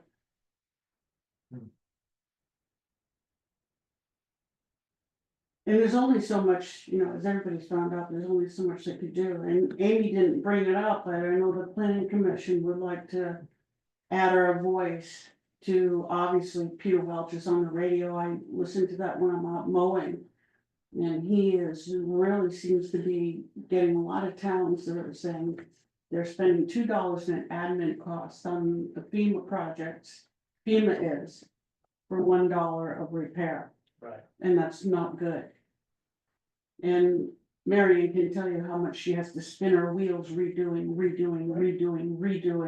That's ridiculous. It's costly for our town. Yeah. It's costly for the taxpayers. And so he's trying to work on this and I guess he's got a real headed scheme on it. And the planning commission would like to add a letter adding our town. We're not one of the bigger ones for damage, but we're damaged. We know the pain working with FEMA is. Well, it's interesting. I mean, even slide number 1, what came up tonight is that by the time you actually get to the work, there's not enough money left to do the job.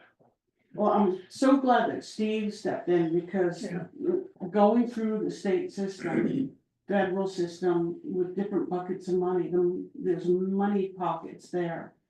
But trying to get to it, like the planning commission is going through the brick grant, well, we were after that money before either slide happened. Yeah. To look at that area, because we knew it was gonna be a problem, and there was millions of dollars available. And they said, oh, but you gotta do the brick grant, it's real easy, and we'll help you with it 3 years later. Yeah. You know, nothing's easy. Yeah. But having you guys knowing ahead of time that we're probably gonna wanna have somebody appointed that you're gonna have to pay for during an emergency. And being able to meet with us on an emergency basis so we can get everybody in the room. Maybe here, maybe at the firehouse. In town. In town. And I think it's great to do it year by year, because it may change that person. Yeah. But if you put someone, we put it right in here and I'll have the phone number and I'll just give a call.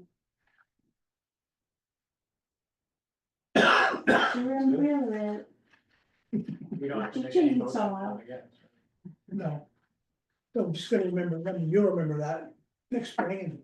Most definitely. Cause when do we sign that? It has to be in by May 1st. We usually Yeah. get it done before then. So next April, Yeah. you'll be on the Well- case. That's something we should budget for though, right?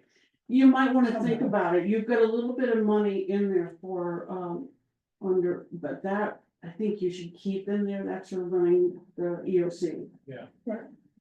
And we may need it for different other reasons. You may have to, maybe you can talk with Mary Ann and get a rough idea. You know, we were in an emergency stage. I think that flood actually blocked the roads out for longer than we usually have. So we were kind of in an emergency stage for a couple of days anyways.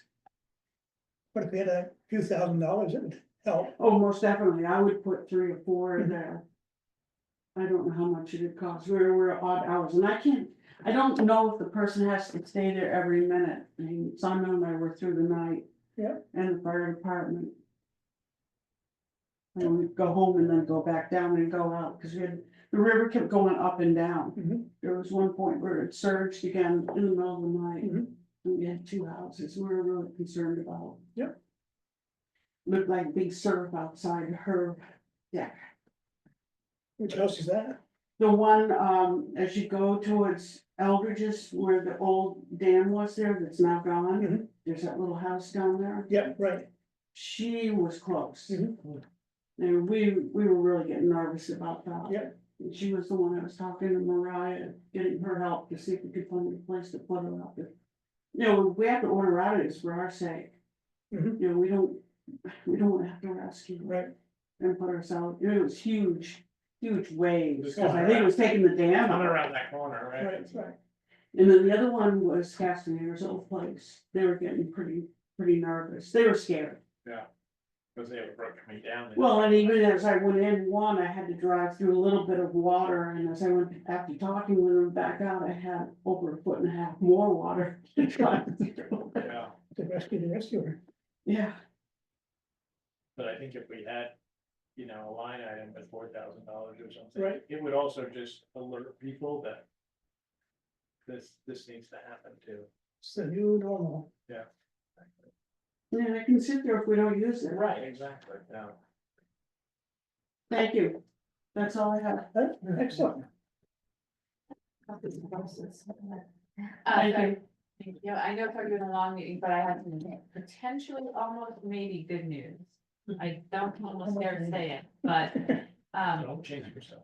the last step before FEMA tells the state of Vermont to cut us a check is that I go and log into the portal and I sign this thing called the DDD and Trafford Road over. Stratford Road Culvert. I signed the DDD last week and it moved forward. We haven't actually seen the piece of paper from the state of Vermont that Gary signs to get our check sent to us, but as far as I can tell, it appears we have covered the last FEMA hurdle. Now we're just waiting for the state of Vermont to actually give us the money. And they're the ones who cut the check. Yeah, They're the ones that cut the check. you're gonna have to let us know if we, if that check gets cut. That's been a long, hard one.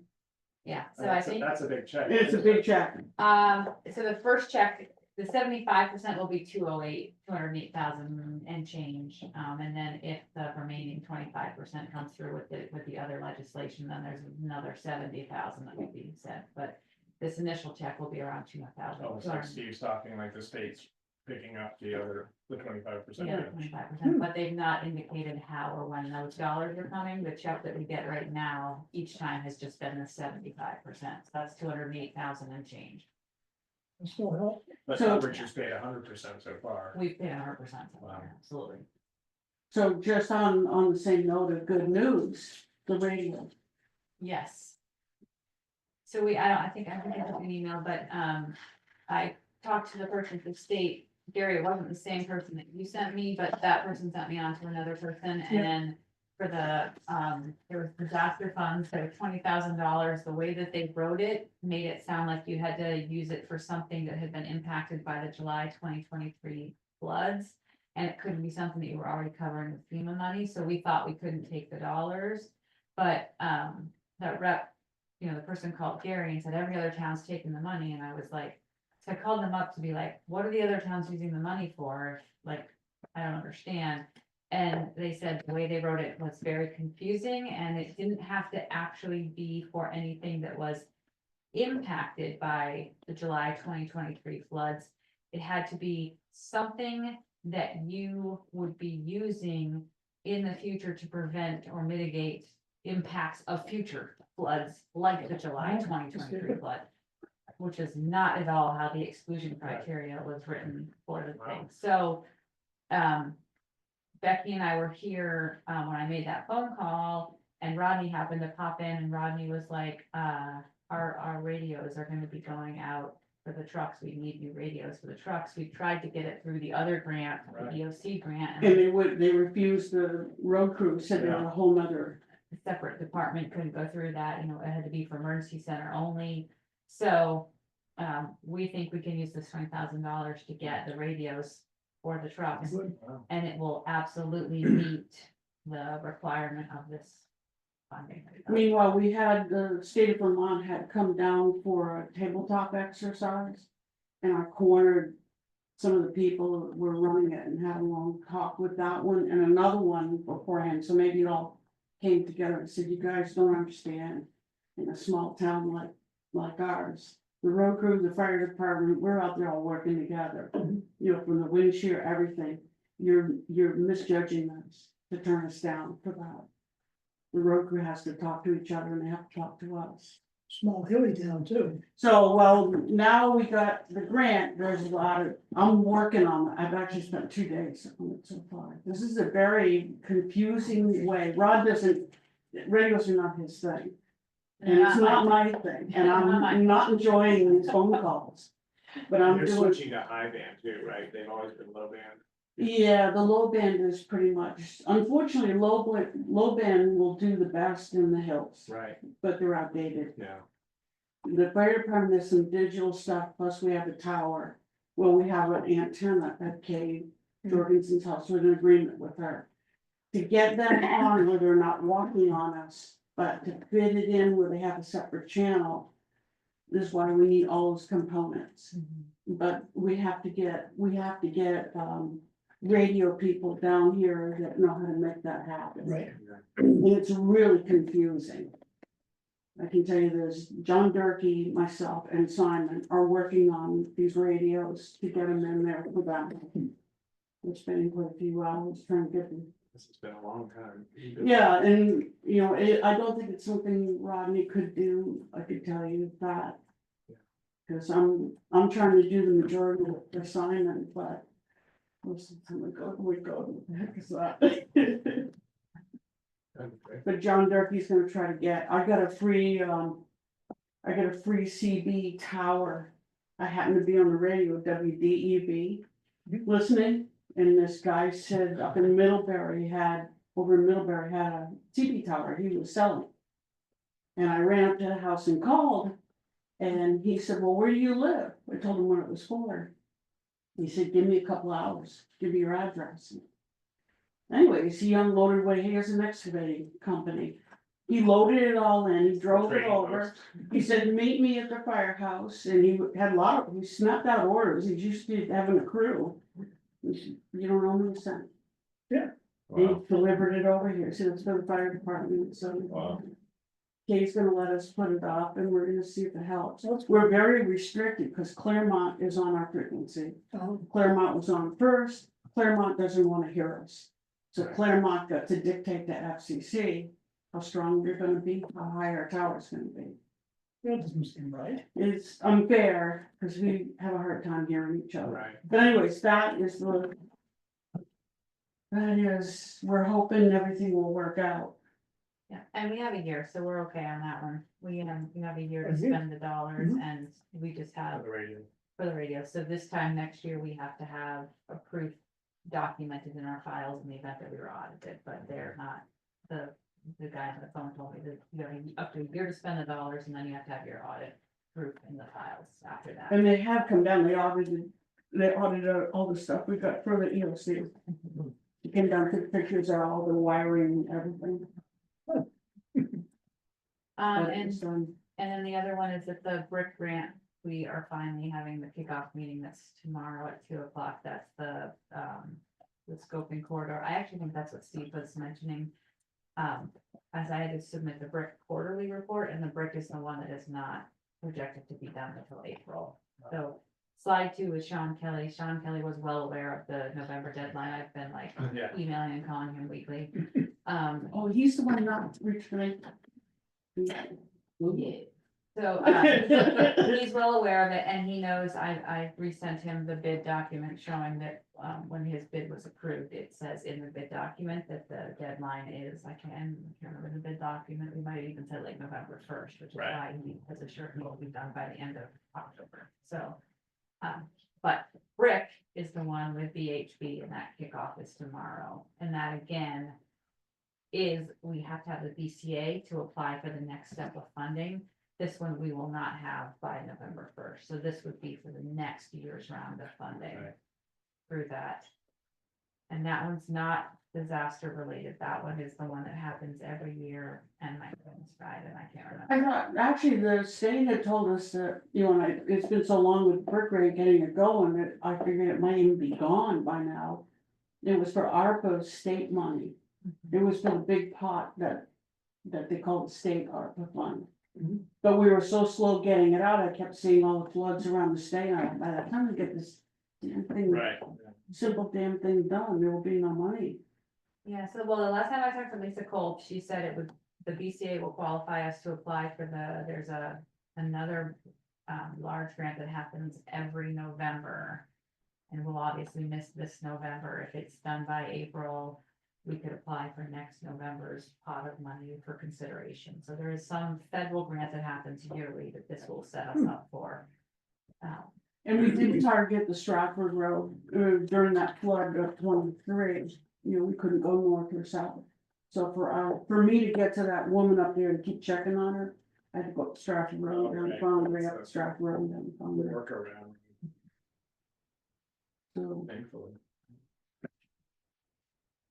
Makes me wonder though, like, it seems like originally you guys actually sort of understand like how FEMA works, and I'm thinking of like coast, like all these little towns in Right. Georgia, North Carolina, how are they dealing with FEMA? How's FEMA dealing with multi-state disasters? and this is gonna be, I mean, it sounds awful, Yeah. that sounds awful. We're I don't even know if FEMA's gonna be able to open up. Yeah. And now Milton. Right, you can play if you want. Don't look back. What's next? Thank you very much. Open business. I read so fast things. All right. Give us the fast one first. This one, contract amendment from Rita Cito for the, this amendment consists of a signature page which revises the estimated date of completion from July 2024 to February 15th, 2025 for the sidewalk scoping. So you just have to acknowledge that they're gonna get it done a little later. Do we move that we acknowledge it? We need a move on that one. I suspect we do. I move that Gary sign the Client confidence. client authorization. Sure. For the Contract amendment. for the What do you call it? contractor. A contract for the amendment. scoping Grant. We'll space it out a little bit. Yeah, spice that Yeah. up. Just curious, is there? Yeah. Do you want to space Next here? thing, we got our yearly preventative maintenance agreement, if we wanna sign up for the service of the generator. It's $460 if we prepay it by November 15th. This is the new generator? No one out here, yeah. I move that we do the generator maintenance agreement. I think that's what we did last year. I second. All in favor, say aye. Aye. Then this is a permit, another permit from Washington Electric. They wanna do a line extension by Peter, don't know, don't say the last name. But it's over here, Where'd you live? not sure. Well, that's good. It's on, it's on those, yeah, it's on those maps. Foundry Road. 58 Foundry RD. It's gonna be half mile out, What's the number, does it say? this is 58. 58. 58. Oh, it's just above, it's that, it must be the house with all the new mowings where Jim ran into the. Oh, yeah, I My saw box. that. It wasn't even, did you see it? No. It's just like a scratch. It wasn't even bad. I don't know whether This- it's the new mowings. No, above where Bush and Jane and then the weeds live, and then there's that house where the guy's always mowing like way back into the woods. Oh, yeah. It must be that. Yeah, Yeah, he's doing a ton of work to it. I just drove by it the other Yeah. day. is there someone new? This is Yeah. Peter. I think he died, that guy, and now. Oh, yeah, he did. Yeah, I think they ought to do it. I think so too.